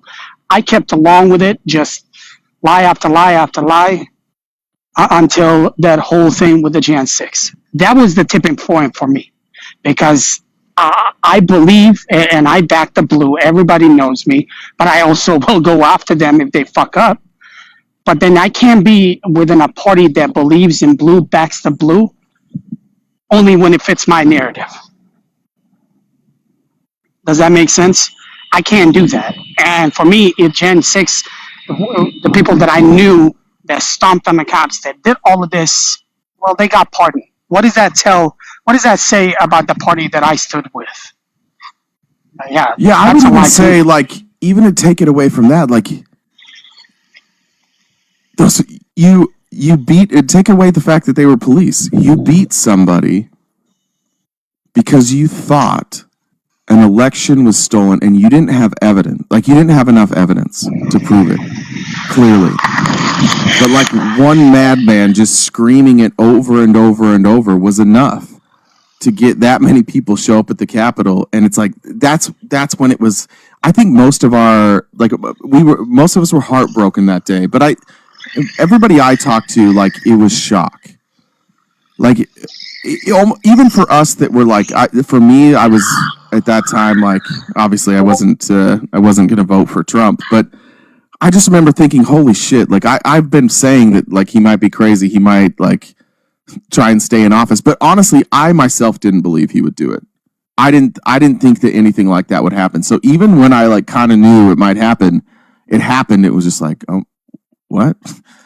Like, what? How did this happen? And then from then on, you thought the next day, you're like, okay, that was the peak. It's going to die down. Every senator, every Republican in Congress was like, we condemn these acts. This should never be tolerated. We stand with our people. And then, like, a month later, they're like, yeah, fuck them. Like 6 months later, they had, like, a display at CPAC where the Jan 6 people were, like, in cages, and they were going in and praying with them like they were political prisoners. It was like everybody saw the same thing on that day, and everybody reacted the same way on that day. Josh Hawley sprinting out of the room. Some Republican, John Harvey, Lee Oswald, Wayne Mullins, is like barricade against the door. Like, they all had this visceral reaction, and then 6 months later, Trump's like, no, I'm still not going to say that was bad. And they're like, well, fuck it, I guess it's not bad then. And they all just changed their mind. It was crazy. That's when it was like, all right, we're fucked. We're fucked. Yeah. We're just denying reality now. We saw what you guys did that day. We know how you felt that day. You cannot tell us it was no big deal later on. You can't. Yeah, I mean, the thing is that I've always said it. That's why when this used to always come up, when people would ask me, did Joe Biden win in 2020? Yes, Joe Biden won, fair and square. He was my president. I supported him, regardless of my personal opinion with him, regardless. And I always used to tell, people on the right side, why can't you just fucking say Trump lost? What is the point of arguing? Was the election stolen? Was it not? There's no proof. Why are we arguing day in and day out? And I could never get a straight answer. Because he was. Ever. Because he was. And the problem is once you admit he lied, you have to then address all the other lies. And I think that everybody knows that. Like, day one, like, Trump entered politics by saying Barack Obama was born in Kenya. He, like, staked everything on it. He was running TV ads. He was wrong. He was debunked. To this day, he'll still say it. He says that he wasn't. Then his first primary is against Ted Cruz, and he loses, and he's like, no, Ted Cruz cheated. I actually won. And he just went around and told everybody he won. And it was just like, from day one, he was just allowed to be like, that's not what happened. And then day one in office, the first thing he did, he's like, this is the biggest inauguration ever. And as soon as I came out, it stopped raining. And that didn't happen. But we argued it. And I think, like, at that point, we should have known we were fucked. When people were like, no, it was the biggest. They're using alternative facts. And it definitely stopped raining. And we're like, I just watched it on TV. None of that's true. And from, like, day one of his presidency, it started with a lie about some dumb shit, and it just has never ended. It's just been dumb shit lie after dumb shit lie. Yeah, I mean, I wish I can have a rebuttal, but on that I don't. Choppy, what do you want? Choppy. Truck stop cheesecake. Oh, me. Yes. Did you guys see what happened at the In-N-Out in the Bay Area today? Well, hold on. First of all, okay. So who is this? What's your name? Oh, looks like he dropped. Yeah, I figured so. Damn. Yeah, and I mean, an illusion is right. Lying is better than admitting and your ego going to shit. And I did the same thing. I'd be lying if I said that I wasn't blinded, and it was the ego that wouldn't let me, do what I needed to do. But once you realize that there is no more defending, I think it goes a lot easier. And you see more and more people starting to ask questions. That's always that's on the right side that voted Yeah, for Trump. there's a handful of like converted libs in here, and it's not just you. There's some other converted libs in here too. Whoa, hold on, time out, bro. Yeah, we're gonna have to like. Can I help you? Yeah, that whole lib thing. Let's move on. Okay. What would you consider? You're just on the left now. Is that what would you? How would you? No, I would consider myself morally left. As far as policy, I would have to say centrist. What's a centrist policy-wise? I don't know. It just sounded good. Listen, don't. This is a mistake. This is here's the when people leave the Mormon Church, there's like this thing. There's this other community. You have like the Mormon community, and then you have the ex-Mormon community. And the ex-Mormon community is like people on the left would probably like it because it's like a really snarky, like everybody that's an online creator that's in that space, like they got out of a cult, and their way to get out of it was by talking about it and like being snarky and being sarcastic and mocking it. But that's like part of regaining yourself when you leave a cult is learning to mock it. Because while you're in the cult, the worst possible thing you can do, like literally the biggest sin, is to like mock your religion. And so I find that's like that happens when you leave like hardcore Republican. You actually can't really move center, because what you realize is when you move center, it's just like there's nothing there. There's no policy in the center. There's no ideas. It's just saying like, we'll go along with whatever. When you actually have the discussion, you wind up, I think a lot of times, in fact, most people would find themselves being far left or like libertarian, which I view as fairly similar. I think if you strip Republican and Democrat out of it, and you just have a real conversation with somebody about policies that they would design if they had their own country, I think almost everybody would have a far more progressive system than what we have in America. Yeah, that's yeah. Damn. Like if you got on an island, Abner, like let's say you get an island, and there's 50 of you, and you decide like you're going to divide up the work on the island. You're going to be a community. How would you decide like what people got paid? Just what would be the fairest way to make sure that all 50 people either got paid or, in this case, fed? Because I guess there's no money yet. So how would you ensure that everybody got fed? On an island just by ourselves? There's 50 of you. You all have different jobs. You're going to create like a new community on an island. So you're going to have, everybody's going to have different roles. Some people will be making huts. Some people will be like, growing food. Some people might be fishing, whatever. You just have different roles. How would you make sure that everybody was paid for their labor? Fairly. So let me just run this by, some to you. So when I was in full operational with the trucking, at the peak, I had about 53 operation trucks. And so I made sure that, when you talk to other company owners, they always say the customer's right. You got to take care of the customers. You got to make sure that. I actually took the different stance, and I always said that the drivers are always the right ones. And here's why. Without a driver, I have no company. Without a driver, that customer doesn't get their stuff. So I've always believed that you got to treat the employees just as you wanted to be treated. And I always made sure that no matter what, the drivers were always compensated well. If it was, let's say, if it was a birthday coming up, it wasn't much, but $50 gift card just to show appreciation. Christmas, if it was Christmas time, they had kids, we would figure out, hey, can we afford to give them, 2, 3, up to $500 to help them out with their family. And I believe that little appreciation goes a long way. Well, let me ask you this. Do you think that most big business owners think like first about their employees, just like as a whole? No. Okay. Not as a big. No. Why do you think they don't think about their employees first? Profit. So why don't we change a system where profit isn't the ultimate motive, like the total amount of money you keep in your pocket? Why not design a system that incentivizes? Since we know that people inherently are going to be selfish, and we need the money to circulate for the economy to work correctly. Why don't we make a system that incentivizes a more even distribution of wealth? Because then you wouldn't have capitalism. Why not?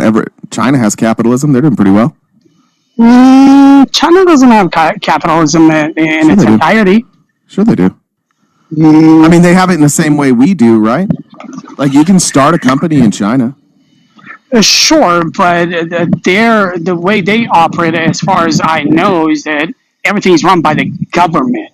So it's not like here I can open up my business and do what I need to do.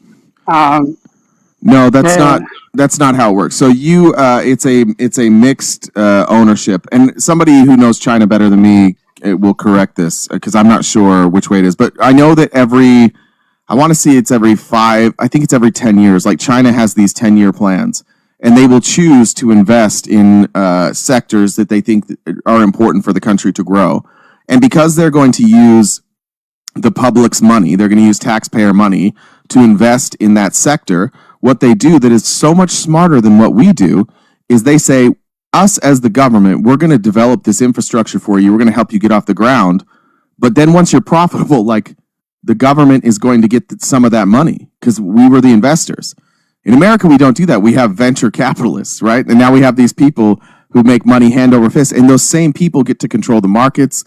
They have enough money that they can move stock prices. They're all running like these VCs that don't make any money. The way that China does it is a far fairer system. And it says that when the taxpayers invest in an industry, it's not going to be like 4 CEOs who benefit from all this taxpayer money. And then the CEOs go, oh, well, we've created jobs. That's the lie. Like, that's the grift here in America, is we're like, those same people that get all the money, then they go to the public and they're like, well, without us, you wouldn't have jobs. But it was the United States government that, like, got them going or gave them infrastructure. So China just does it differently. I think that makes way more sense. If my taxpayer money is going to go in to infrastructure, why not get a return on my investment? Why should only the people who started the company get a return on investment? Why can't my taxpayer money also get a return?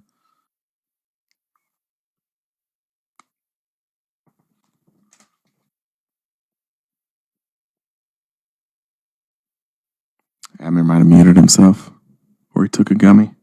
Here, like, talking to myself. God damn. No, I agree with what you're saying because it makes sense. When you explain all of that, it does make sense. So then, well, here's what doesn't make sense to me. Because if you and I can agree on this, then why hasn't that happened? It doesn't matter what side you're on, whether you're Democrat or Republican. Can you tell me what president has ever come out and said, hey, we need to go for the people? Well, I mean, we were more like that with like a progressive tax structure before trickle-down economics. But the truth is, like, there has been a well-funded campaign forever by the richest people in this country to educate our country and drive the narrative in this country that socialism and communism is bad. And they use the scare tactics of Mao and the USSR, and they're like, look, or even Germany, where they claim like, oh, they're democratic socialists, they're socialists, that was socialism. Socialism equals the Holocaust, which doesn't make any sense. Like, socialism, first of all, they weren't socialists, they were the Socialist Party. Socialism doesn't have anything to do with like killing a genocide. It wasn't a final decision by the Germans. It wasn't like they were holding to their socialist economic principles, and that's why they deported Jewish people and then exterminated them.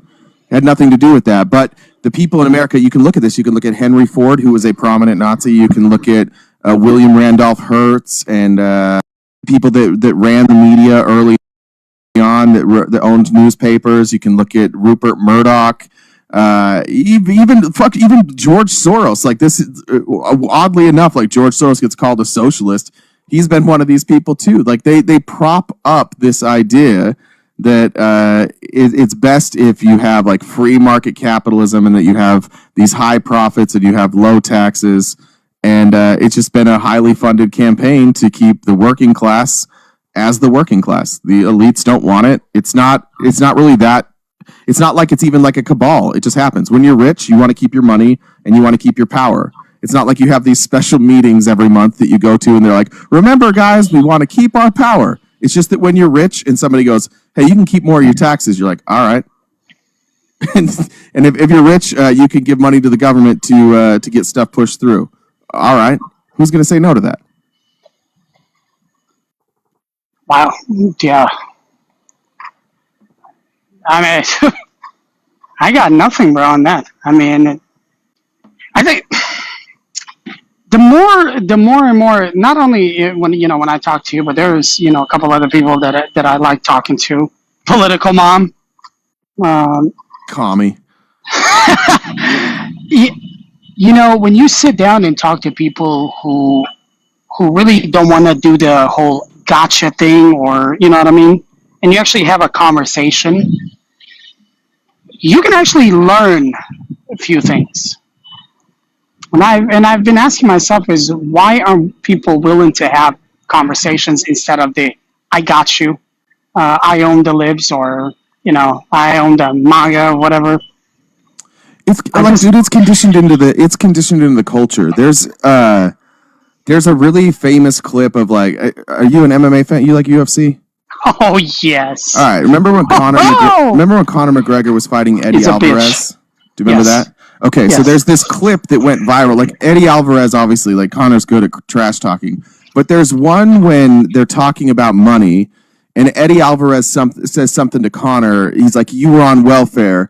Real men don't take welfare. Welfare is for single moms. Don't talk to me about money." And it was like this great line. Like the crowd loved it, and Conor doesn't say anything. But what's crazy about that thought is that in Conor's country of Ireland, when you work, you can also collect social welfare, and you can take time off to start a new job or to learn something new. And there's social welfare there so that you can take that break. And so, ironically, the thing that he's bragging about, Eddie Alvarez, he's like, fuck you, in this country, you don't get breaks unless you're a single mom. Look at your shitty country. And it's like, man, that's a pretty good deal that Conor McGregor had in Ireland, where he was working a job that he hated. And because they're fine with like people taking that, basically you have a certain amount of time while you're training for a new job, he went and started doing fighting, and it worked. Like, that's a great story. But in America, Conor McGregor would have been frowned upon for taking welfare. So we've been conditioned that like you should earn everything, but who do you earn your money from? It's mostly like the rich people. It's like, how much money can you get from these rich people? They control everything. So it like bleeds into the social fabric where we become this, ironically, this group of people obsessed with money who also shame ourselves if we don't have enough money. Like if we're not dedicated to our craft or dedicated to our profession, it's like this sign of weakness. Like, God forbid you have a job that is like okay, but you work 6 or 7 hours a day and then you enjoy your life and you have a fucking vacation. What a waste of a life. Like, that's what's happening in Scandinavia. They get people paid time off. Like, a lot of people could give a shit about their job, but they live a good life. They're happy. Not in America. In America, real happiness is working 3 shifts and bragging about it, dying for capitalism. I never understood, and I'll be honest with you, I never understood that whole meaning of life. Enjoy life. 2008, 2008 was like August, September, when we started looking into the business and everything. So from 2008 to 2019, I didn't know what a day off was. I didn't know what a vacation was. I missed both of my boys' birthdays. I missed Christmases. I missed all of that, chasing the American dream.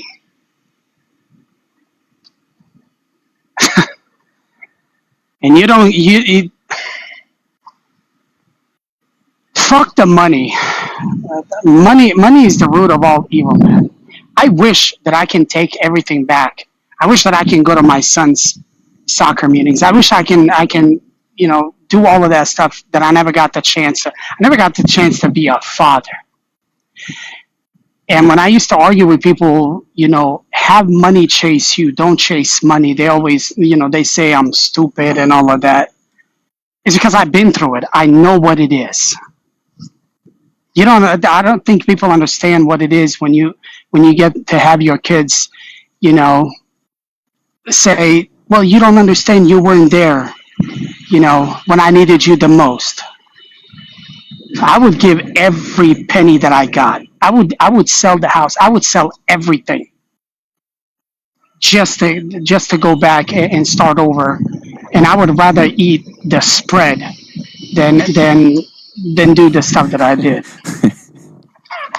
Yeah, dude, we get conditioned that way. Like, I think the same way about the cult that I grew up in. Like, you know about. I mean, you played AAU stuff in the States, right? You came here. Oh, yeah. Older. Okay, so yeah. you know that, like, if or not what was it called? ODP. Sorry, not AAU. ODP. So doing like ODP stuff and then just like traveling tournaments. I played on this team that, like, because everybody on my team was Mormon, we couldn't play on Sunday. And you know that you're a little older than me, but like you couldn't play a tournament that didn't play on Sunday. We played in one every year. It was like Pikes Peak up there in Colorado Springs, but we couldn't go to like Surf Cup. And we could go to Minnesota to the Schwann's like USA Cup, but the stuff in Florida, Surf Cup in LA, all the places where like all the college recruiters, we couldn't go to. And then like my parents would get a calling and they would be in the church, like they would have responsibilities at the church, and so I wouldn't see my parents like every night. And to them, they're like, it's a sacrifice for the next life, and or work, like, oh, I've got to work hard so I can retire. And when I was talking to one of my best friends, when he was the first one to leave the church and like talk to me about it, and I was like, what was it like? What does it feel like? He's like, dude, what was crazy is that like the day I abandoned those beliefs was the day that like everything changed for me, because I realized that like, because I don't believe in heaven anymore, that I realized like these are like my only moments, and it changed my perspective. Because before, when there's like a second life, I just put things off. I'm like, that's all right. I got to work hard. I got to do all these things. He's like, now it adds a certain perspective, and I think we've been so conditioned out of that in America, and this idea that the reason we were great was because of fucking capitalism is crazy. It's not what made us great. We were never great under this type of capitalism, and it's killing us. It's like Americans are so unhappy. There's like nobody feels like they have a future ahead of them.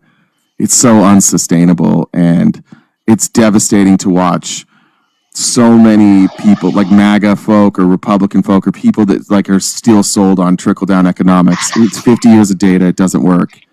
And it sucks to watch those people just like keep us on this ride. Like, let's just keep doing it. Maybe it'll work out at some point. About a week ago, my wife and I were just doing a little research, and so we found out that 97% of Americans do not get a vacation. They said that 77% of Americans who are 55 and older have not had a vacation in their lifetime. They say that 63% of people must work at least a part-time to survive. And that literally threw me off. To be in the greatest country, as they say, and to have to work all of these. Now, I can understand why I did it. I had a goal, even though it's a fucked up goal.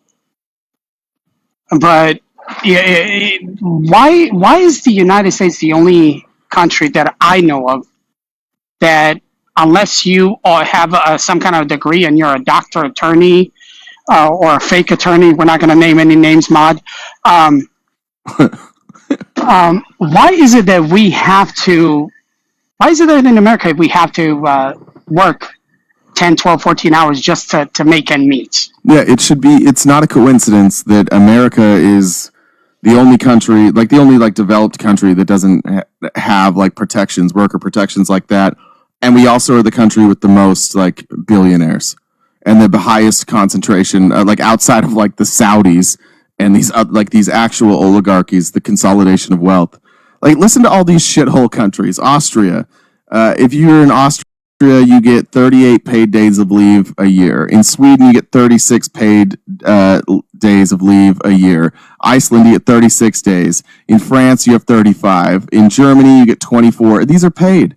Spain, 34. Finland, 34. Norway, 44. Bulgaria, actually, this is a maternity. You get 410 days of maternity leave at 90% pay.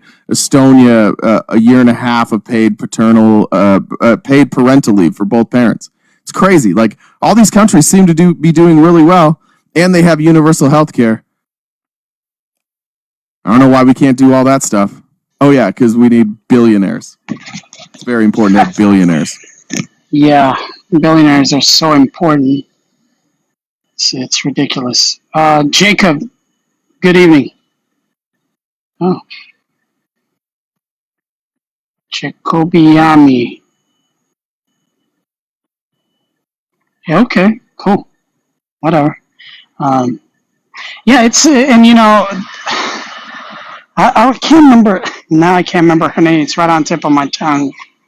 We're in Discord, and she's Canadian. And she would like explain how in Canada it works, and then you have some other people who say, "Well, I don't want to pay so many taxes, and I don't want to do all of that." And then I kind of get my thoughts together. I'm like, okay, so you would rather work 40 hours a week, you get your little whatever, $600-700 a week, you get no time off, no vacations, no benefits.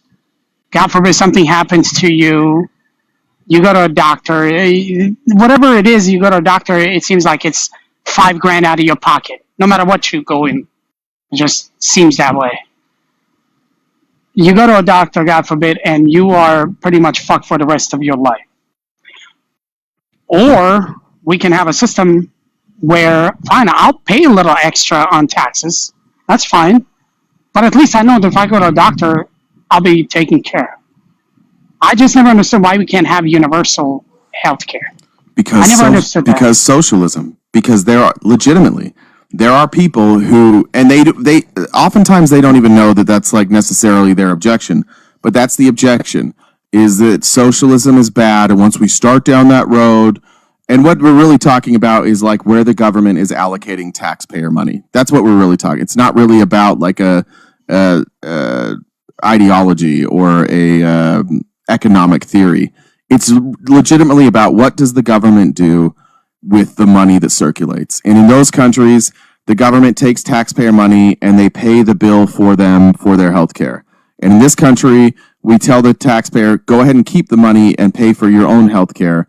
But the health care is unaffordable, and it can ruin you. Like it's the number one cause of bankruptcy. Why? Because socialism is scary.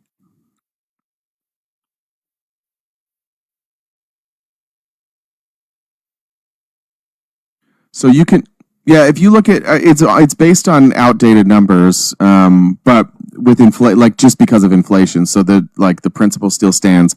But you can go look at Bernie Sanders' Medicare for All plan, and basically what it breaks down to, I think at the time, the average American pays $12,000 a year for healthcare. Bernie's plan, the CBO scored it. That was I want to say like $10,000 or $11,000 per person. There were different estimates, some slightly higher than the 12,000. Most of them came in under the 12,000. But basically, the average American would pay 12,000 in taxes. But a lot of those taxes were paid like from industry. Like for example, there was I think it was 0.5%, and it paid for an enormous amount of it. Like it was 0.5% on a speculation tax for stock market trades. So there were taxes that were put on like businesses where they don't create a product, they don't necessarily create jobs. It's just people that are creating wealth out of wealth. And so the idea was like tax the financial markets, small percentages, and that will help go in to pay for healthcare, which makes sense. Like we tax casinos, and we tax casinos to pay for school and local infrastructure, and we tax medical MMJ cells, and we use that for infrastructure and for schools. Like the stock market is also just gambling. Why don't we tax the gains in the stock market a small percent and pay for healthcare? If you can go look through it, it breaks down how they pay for it. But Medicare for All, the way it comes out, it's revenue neutral. So it wouldn't add to the deficit. It's revenue neutral. You could introduce it. I think it takes like 5 years to completely roll out. It starts with ages. So it's like basically everybody that's age to get on Medicare now, they would just immediately all be on Medicare, and then it would drop. Then like it would drop the next year, like from like 55 up, and then from like 45 up, and then eventually everybody would be on it. But it would just come out of your paycheck. It would come out of these other taxes, and doctors would still get paid the same way. This is one of the craziest things about it. They say that like if the government pays for healthcare, we'll have to shut down like hospitals and shit. Well, the government just said they're going to cut Medicare, and there are rural hospitals all over the country sending in letters to members of Congress saying, if you cut Medicare, we have to close. It's the only thing keeping us open. Like private insurance won't keep these rural hospitals open. So ironically, the very thing they say that would happen wouldn't happen. It would be the exact opposite. They would have more funding, and you would have more access. Ironically, the private market right now is about to kill rural healthcare, and somehow they can still convince Republicans that if we do universal healthcare, rural healthcare will die. So it's crazy. Like, as the things happening that they're threatening you will happen, they're like, this will happen if you do it your way, and it's happening. I think two people who will vote in 2028 for Bernie. I think that's a he's start. Gonna be alive, dude. That he's like, what is he? 103? Well, I still picture him sitting with his gloves on in a lawn chair. But here's the crazy thing: like if I say okay, it's not going to be Bernie because he's too old. Who should it be? The next closest is probably AOC, and then Republicans will lose their mind. They're like, not AOC, and they have no idea why they hate AOC. Green energy. Okay. Let's talk about the world right now, like the way the world looks right now. What's the smartest way, economically? Forget climate change. Just economically, what's the smartest thing we could possibly do to keep costs down for American citizens? Give them cheap energy. I watched Howard Lutnick complaining about China the other day when he was talking about like trade deals, and he's like, the thing that China does is they cheat in their trade deals, and his explanation for why China cheats is they give companies in China free energy. Think of that. Our commerce secretary stood in front of Congress and said, it's not fair. It's not fair over there in China. They're giving their businesses free energy.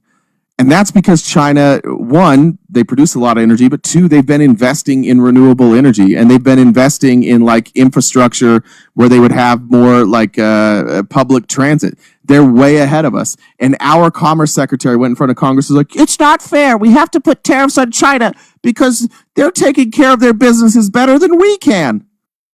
And then we're just not going to do renewable energy. Like AOC and Pete Buttigieg should just run, and they should win, and they should get 100% of the vote. But like, he's gay and she's a woman who talks about climate change, so everybody thinks they're crazy. Pete's gay? Come on, man. For real? He's married. Yeah, he's married. He's got two kids. Yeah. Actually, good for you for not knowing that. That's amazing. Actually, that's great. I don't know why I'm shocked by that. That's wonderful. I didn't. See, you're fucking around. I really didn't know he was gay. I didn't. Yeah. Huh. You okay? Yeah, I mean, as far as AOC goes, I've said it all along. I mean, say what you want, but when you come up from the place where she did, be a waitress, and then get elected as a citizen of the United States Senate, it's more than that. It's so much more impressive than that. Like, she was a nationally recognized like science scholar out of high school. She got into, is it Brown? I can't remember if it's Brown. I can't remember what school she went to, but like a really good New York university. She got in there. She was like second place in a national science competition. And then like I think she had like a star named after her. She was an incredible student. She worked her way through college. She served like on the student body at the college too. And then she came out of college with a degree. And like, she didn't have parents who could just pay for her, so she went and she got a bartending job. She went to Boston U. Okay. Boston U. And then she goes and she gets a bartending job because she's making ends meet. Like the very thing that every MAGA man would be like, oh, dude, I've worked my way through college. Yeah, so did she. And then she ran for Congress with basically no funding and took no corporate money and ran a total grassroots campaign and won. And then Republicans want to be like, she's so unimpressive. It's like, oh my God, like she's so much more impressive than literally any person in the GOP. Like her story is so impressive. But again, she's a woman and she's attractive. I think that fucks them up a little bit too. And so they're like, oh no, we got Marge. It's crazy. She's so brilliant, and she's so obviously a success story, even in the way that like Republicans would want her to be a success story. And despite all this success, she didn't cash in Congress and try and make a bunch of money. She just keeps advocating for working class people, and the Republicans are like, she's the worst. I mean, I don't have a problem with her. I've said it many times that, yeah, but every single congressman makes some stupid, comments and stupid and stuff like that. But she's only been there for a few years, and I mean, I'll be honest with you. I wouldn't. I don't want to say that I would not vote for her, but what I've seen so far out of AOC, there's nothing that can push me away. She also today, I mean, I don't know. She said that she would sign on to Republican Thomas Massey's bipartisan war powers resolution. So she's also like, and she worked with Matt Gaetz on, she tried to introduce legislation with Matt Gaetz so that members of Congress couldn't, every map is like, okay. Congress shouldn't trade stocks. And you're like, okay, AOC agrees with that. And they're like, oh, but she's terrible. Green New Deal, she's so stupid. Oh, the bartender. It's like, yeah, tell that part of the story. Don't tell the part of the story where she's an incredible success story. Tell the part where she was a bartender. That's very weird. I don't understand why now I'm starting to kind of understand why, but, to just say, oh, she's just a bartender. Well, okay, well, if we're going to go that route, then we can say, well, what did Trump do? I mean, he's just a convicted felon, right? So I really, when people say that, and I've heard this a lot, why do you have to say, talk to me about what she has done. Don't talk to me about what you think and your feelings. And I think that's where the whole disconnect comes in, is people don't want to talk about what people's accomplishments are, but rather talk about their feelings. And I feel this, I feel that. You mentioned, what's her name, the big butch bitch. Big bleach blonde, bad body, Marge. Yeah. Marge the barge. Yeah. God, listen, bro. Actually, Marge has had a good day. She's like, today Marge went on like a rant. She's like, Fox News is total propaganda. All they do is try and get you to drag you into a war. It's like, oh God, fuck, I'm agreeing with Marge today. Marge is going off on Fox News today about how they're trying to drag us into a war. Like, it's crazy. Damn, who I would really, even though she said one thing that I was like, oh, why the fuck did you say that? But Crockett, Jasmine Crockett. I like the one. Yeah, that's the one that I'm really paying attention to. I'm really, really interested in what she's gonna bring to the table, and the possibilities. I love Jasmine. I have questions about Jasmine though. I think she's a little friendly with corporate interests. I think she's a little too friendly when it comes to Israel. I like her, and I think she's really good at what she does, but I don't know. I think she's a question mark for me right now, just based on her corporate interests. We've got to put somebody in office, like if Democrats want to win, they have to put somebody up there that's unimpeachable. You got to put somebody up that doesn't take any corporate money, and that you can't like bash them over the head with it. Because that's the thing with Republicans. Like, they do take corporate money. They are bought off. They do only care about money. So if you criticize them for that, nobody cares. But if they can criticize you for that, you're supposed to be able to care. So you've got to put up somebody who's not going to have a bunch of questionable stuff. And I don't know. So So who do you think that could possibly fit that? I think it's Mayor Pete. He's the most effective communicator I've ever seen.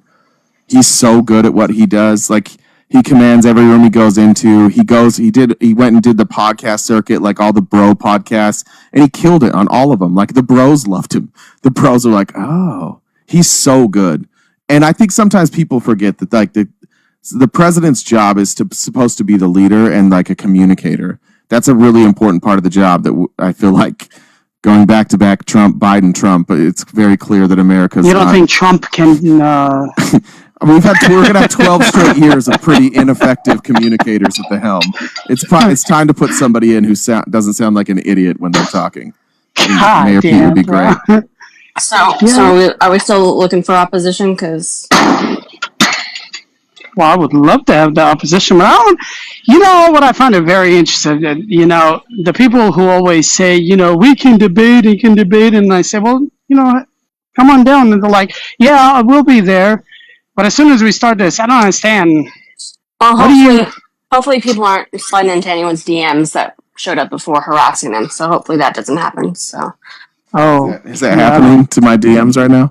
not yours, but I'm wondering if no.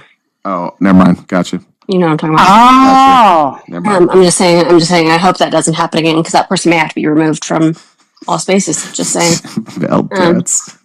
No, it's Don't not a fuck with veiled Jim, threat. bro. It's not a veiled threat. It's a promise. So just saying. yeah, don't fuck around with Jim. Just saying. Jim, don't fuck around, bro. I mean, if you were MAGA, wouldn't you be quiet today? I don't think today would be your day. I mean, most days aren't their day. Let's be honest. Oh, wow, Jen is on fire today. Man, Jen is in. Well, it's honestly Tuesday nights can get annoying because I have all the different screens on. Like the bottom of his feeders on YouTube are over there saying the dumbest shit. So just my patience gets really thin on Thursday. Oh, we got a dumb chat. Maybe I'll go rile them up over there. I forgot that. Oh, they're doing on their own. There's people. I really laughed at people want to argue. I'm like, he's not even seeing this. Yeah. I'll go look. Sorry, guys. I'm coming to look at your anger real quick. Sorry for not being there for you. Who's that in queue? There was two in queue, right? Are they? No, there's no one. now they're done. Wait, hold on. Lammy's not. I guess is Lammy conservative? Well, Yes. he switched over to conservative.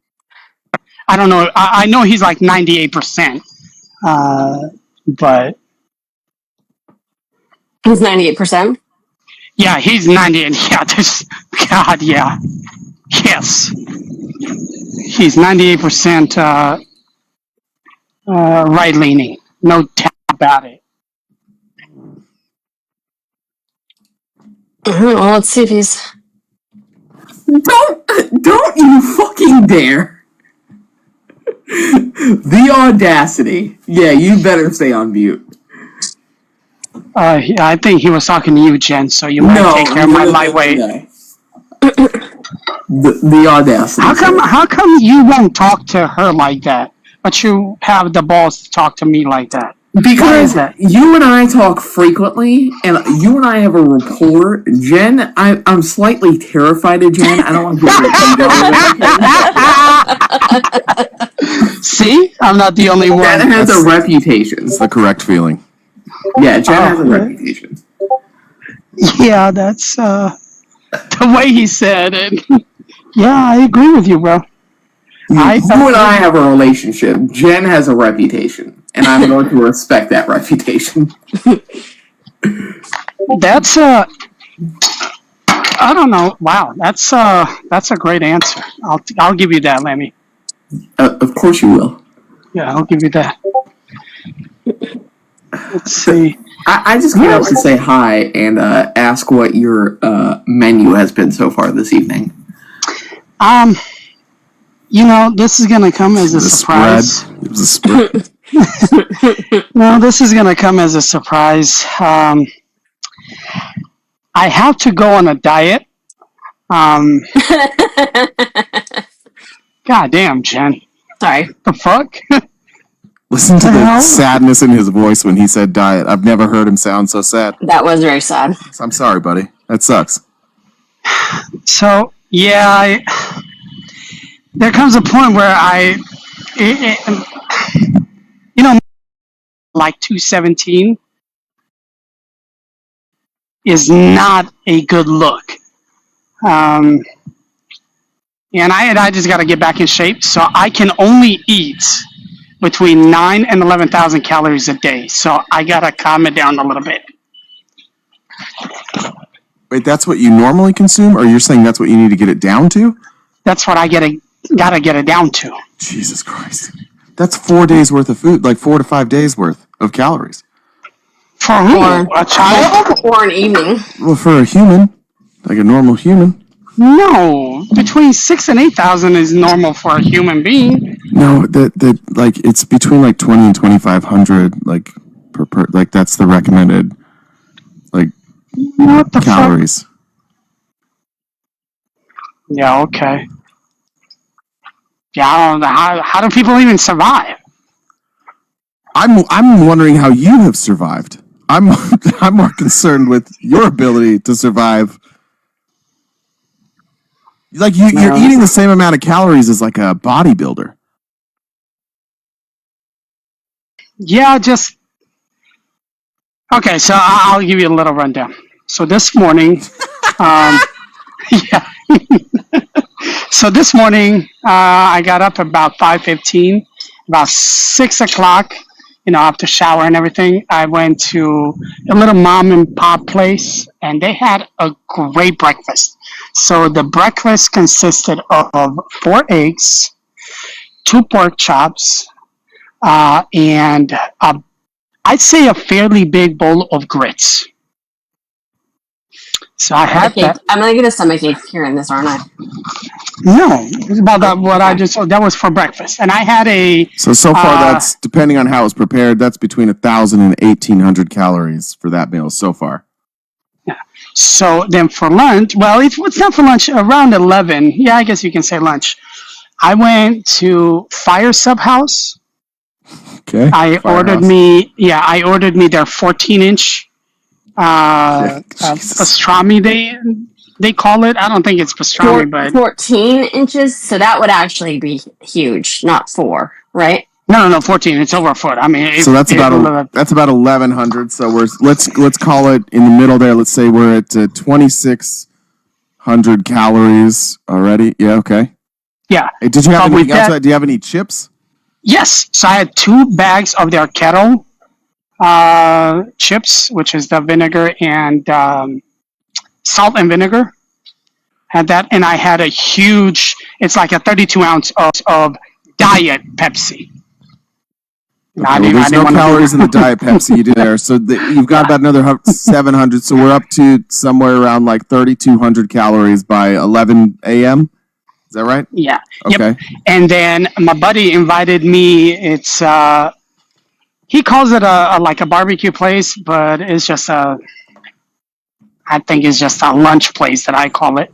So we went in there, and I had a half a slab of nice thick beef ribs. For sides, I had okra. Is it fried okra? Yeah. Oh yeah. Yeah. Of Fried course. okra. Yeah. Why'd I ask? Yeah. My bad. How else would you eat okra? What the fuck, bro? I don't know. I've only had fried okra. I don't know. There are other ways to prepare it. I had mac and cheese, and then I had collard greens. Now these are healthy portions. These are pretty healthy portions of sides. All right. So that's that's gonna put us. Come on, Google. This is a tough one. This is looking around like 1,000 for 1,000. 210 healthy calories, so let's call it 400, 900. I mean, that's another 1,500 calories. I think you've just put down. Did you have bread too? No. Well, it's their version of bread. Is it air? If it's not air, it's got calories probably. Yeah, it's cornbread. It's corn. Oh God, that's what. Okay, cornbread. Yeah, All right, I had a pretty good it was like a pizza slice. They do it like that, like a triangle. So we're like, and it was wonderful with about with butter on top. Hell yeah. So we're close to 5,000 calories here. At what time of day is this? About 2:30 is when I got done eating. Jesus. Okay. So we're at about 5,000 calories. Yeah. And then when we were in Discord, Jen, when I was telling you about that pickle that I was eating. So when you claimed you weren't eating, and then 36 seconds later you were eating. Yeah, well, that was 36. Okay. I had to finish up the. Got it. Yeah. With that, so I had one of those pickled pickles. Oh, yeah, all pickles are pickled. That's why they're called. Yeah. Otherwise, they're called a cucumber. Yeah, sure, whatever. And then with that, I went to a Chipotle. No, actually, I'm lying. It's Qdoba. I call it all. They're all okay. The same Well, I'm shit. glad we cleared that up. What did we get at Qdoba? So I always get the same thing. It's triple steak, both pinto and black beans, rice, their hot sauce, avocado, and cheese. In a bowl or a burrito? No, bowl. All right. This is insane. He wouldn't want to get too full. Dude, that's what I would eat in a day. Like I would put that in 2 meals. Okay, we're looking at like 1,400 calories, maybe more. No. And so now what are we at? Like around just under 7,000 calories? Yeah. And then I went across. You're gonna die. No. And then I went across the street. Listen, you're not gonna make it because the first meal of the day and the first half of your second meal is how much you should have eaten today. Listen, bro. And you gotta understand. We're at like 3:00 right now.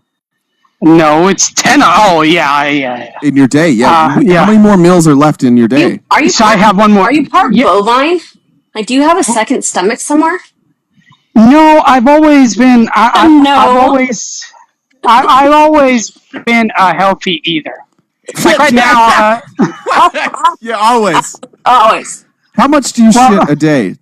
1 to 2 times. Are you living on the toilet? What are we moving some weight?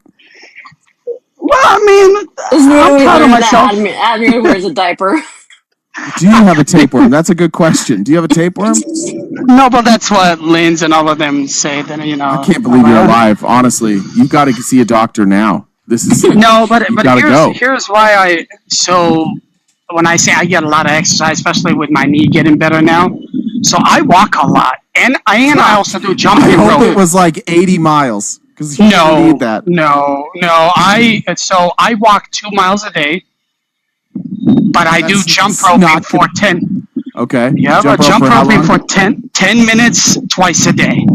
Dude, I can just imagine the food in your stomach bouncing around with jump rope. That's got to be absolute chaos in there. Just ribs. Stan, man, we're not letting you up. You don't graduate from high school till 26. You're not coming up. Jesus Christ. You're using the word man a little bit.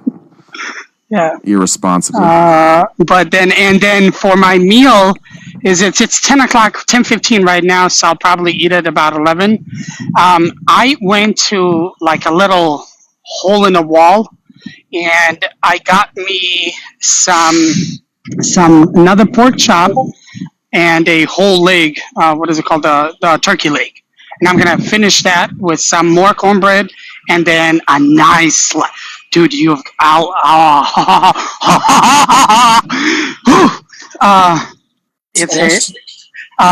it's a pecan pie. It's a beautiful slice of pecan pie, bro. Yes.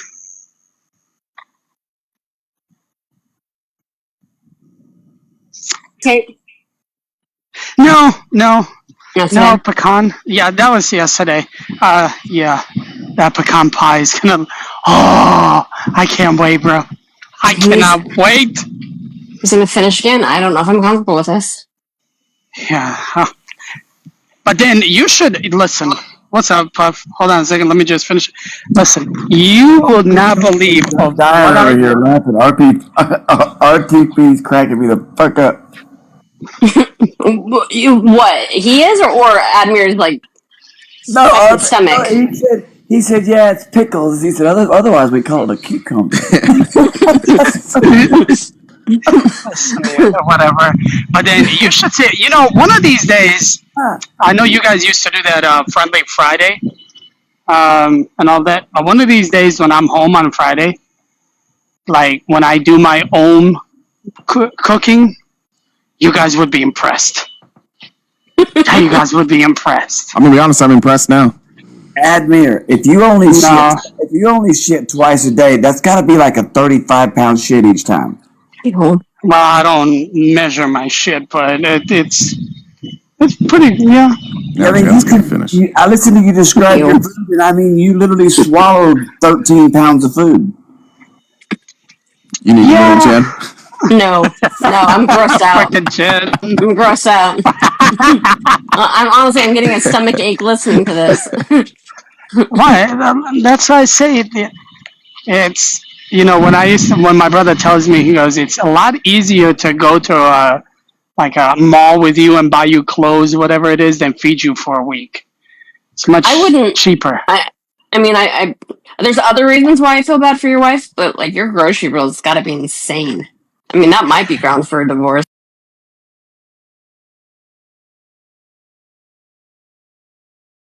It's more than anything. Des will, she goes off on me, but our grocery bill, it averages, but you gotta remember, anywhere between $4,000 to $5,000 a month. Jesus Christ. Yeah, that's on an average. Yeah, because we eat a lot out. We eat a lot, man. We eat a lot. Yeah, you just ate $700 worth today. No, I said that everything today was 171. Wow, that's insane. Yeah, it is. It really is. But I love food, bro. Some people made some valid points in the chat. Where's your fiber? Where's the vegetables? So I mean, I don't know how you're gonna go to the bathroom all that much if you don't have fiber. So our friend Canadian, you know who I'm talking about, Nicole. So she always used to ask me that, and because of her, I've actually started to eat a little bit more, like fruit and that garbage stuff, like broccoli and spinach. Vegetables or garbage stuff? Is that what you're? Yeah, but you're just adding I it don't on like top that. of the other stuff. You're supposed to replace the other stuff you're eating. Yeah, I don't. You're just adding. No. You're just adding more. Yeah, no. So my wife got me this. It's something fiber, and I take 2 scoops each morning. I don't know, but it's got a shit ton of fiber. So I do that. But yeah. But yeah, listen. I love food. What do you want me to do? I love food. Sure. Are you trying to get down to how many calories? I'd like to get down to like maybe 8,000 would be ideal. Jesus. Wow. We use. What does a doctor say when you tell a doctor I want to get down to 8,000? What's a doctor say? A nutritionist say? So would you believe me that if I told you that I have not been to a doctor since 1996? No, that would not be surprising in the slightest. That's not surprising. The doctor would punch you in the face and be like, "What the fuck are you doing? I have not been Get it to together, doctor sir." since 1996. Could you imagine him going there and saying, "Doc, this is what I need to do. I need to get me a diet that I need to get down to 8,000 a day." What do you think the look on a doctor's face would be? Listen, I love food, and my excuse why I eat so much food is because I come from a war-torn country, and you were like 2. That doesn't count anymore. Say what? I said you were like 2. That doesn't count anymore. No, I was 13. I'm exaggerating, but no, but my excuse is I was starved and all of that. So now I get to make it up. Excuse. Well, to me it is. I mean, or is that just called rationale? You can call it whatever the fuck you want. I just call it I love food. Oh, jeez. All right. Well, Puff, did you want to have a debate other than Abner's trash No, emails? I don't really. I Okay. just came up with that. I thought it was quite humorous to listen to RTP be pretty humorous. It was pretty funny. It was quite enjoyable. I just He has his moments where he's funny. So So you're saying that RPT is not funny?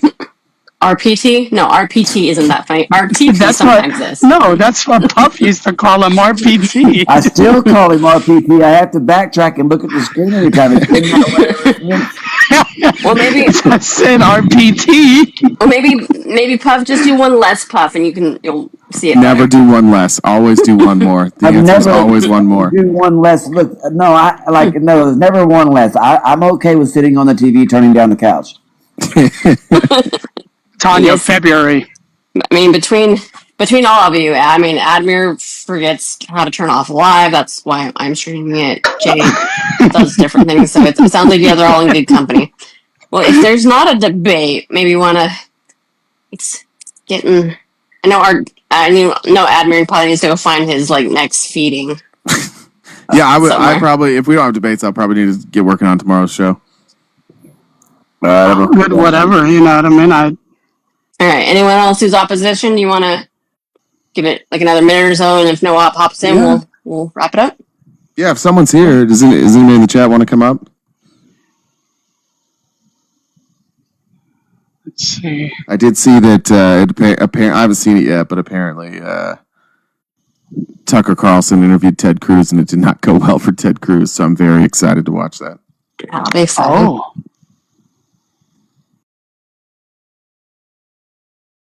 I don't eat. Oh, maybe that's what needs to happen. Yeah, I don't know about that. All right. Well, I'm gonna wrap it up then. I'm getting. Yeah, sure. All right. Well, Goodbye, I everybody. appreciate you having come up, Jay, and all that. I know it's not exciting. I don't know why people don't want to. I don't understand why people are afraid, but I get it. You know, it is what it is. I have some theories, but we'll leave that. Leave it at that. All right. Well, what's your theory? No, you're good. Is it me? No. No. Jay left anyway. He said, All right. "Fuck y'all." He's like, bye. All right. I'll talk to you later. Okay, but yeah, you gotta shut this thing down. No shit. Got it. Oh, thanks.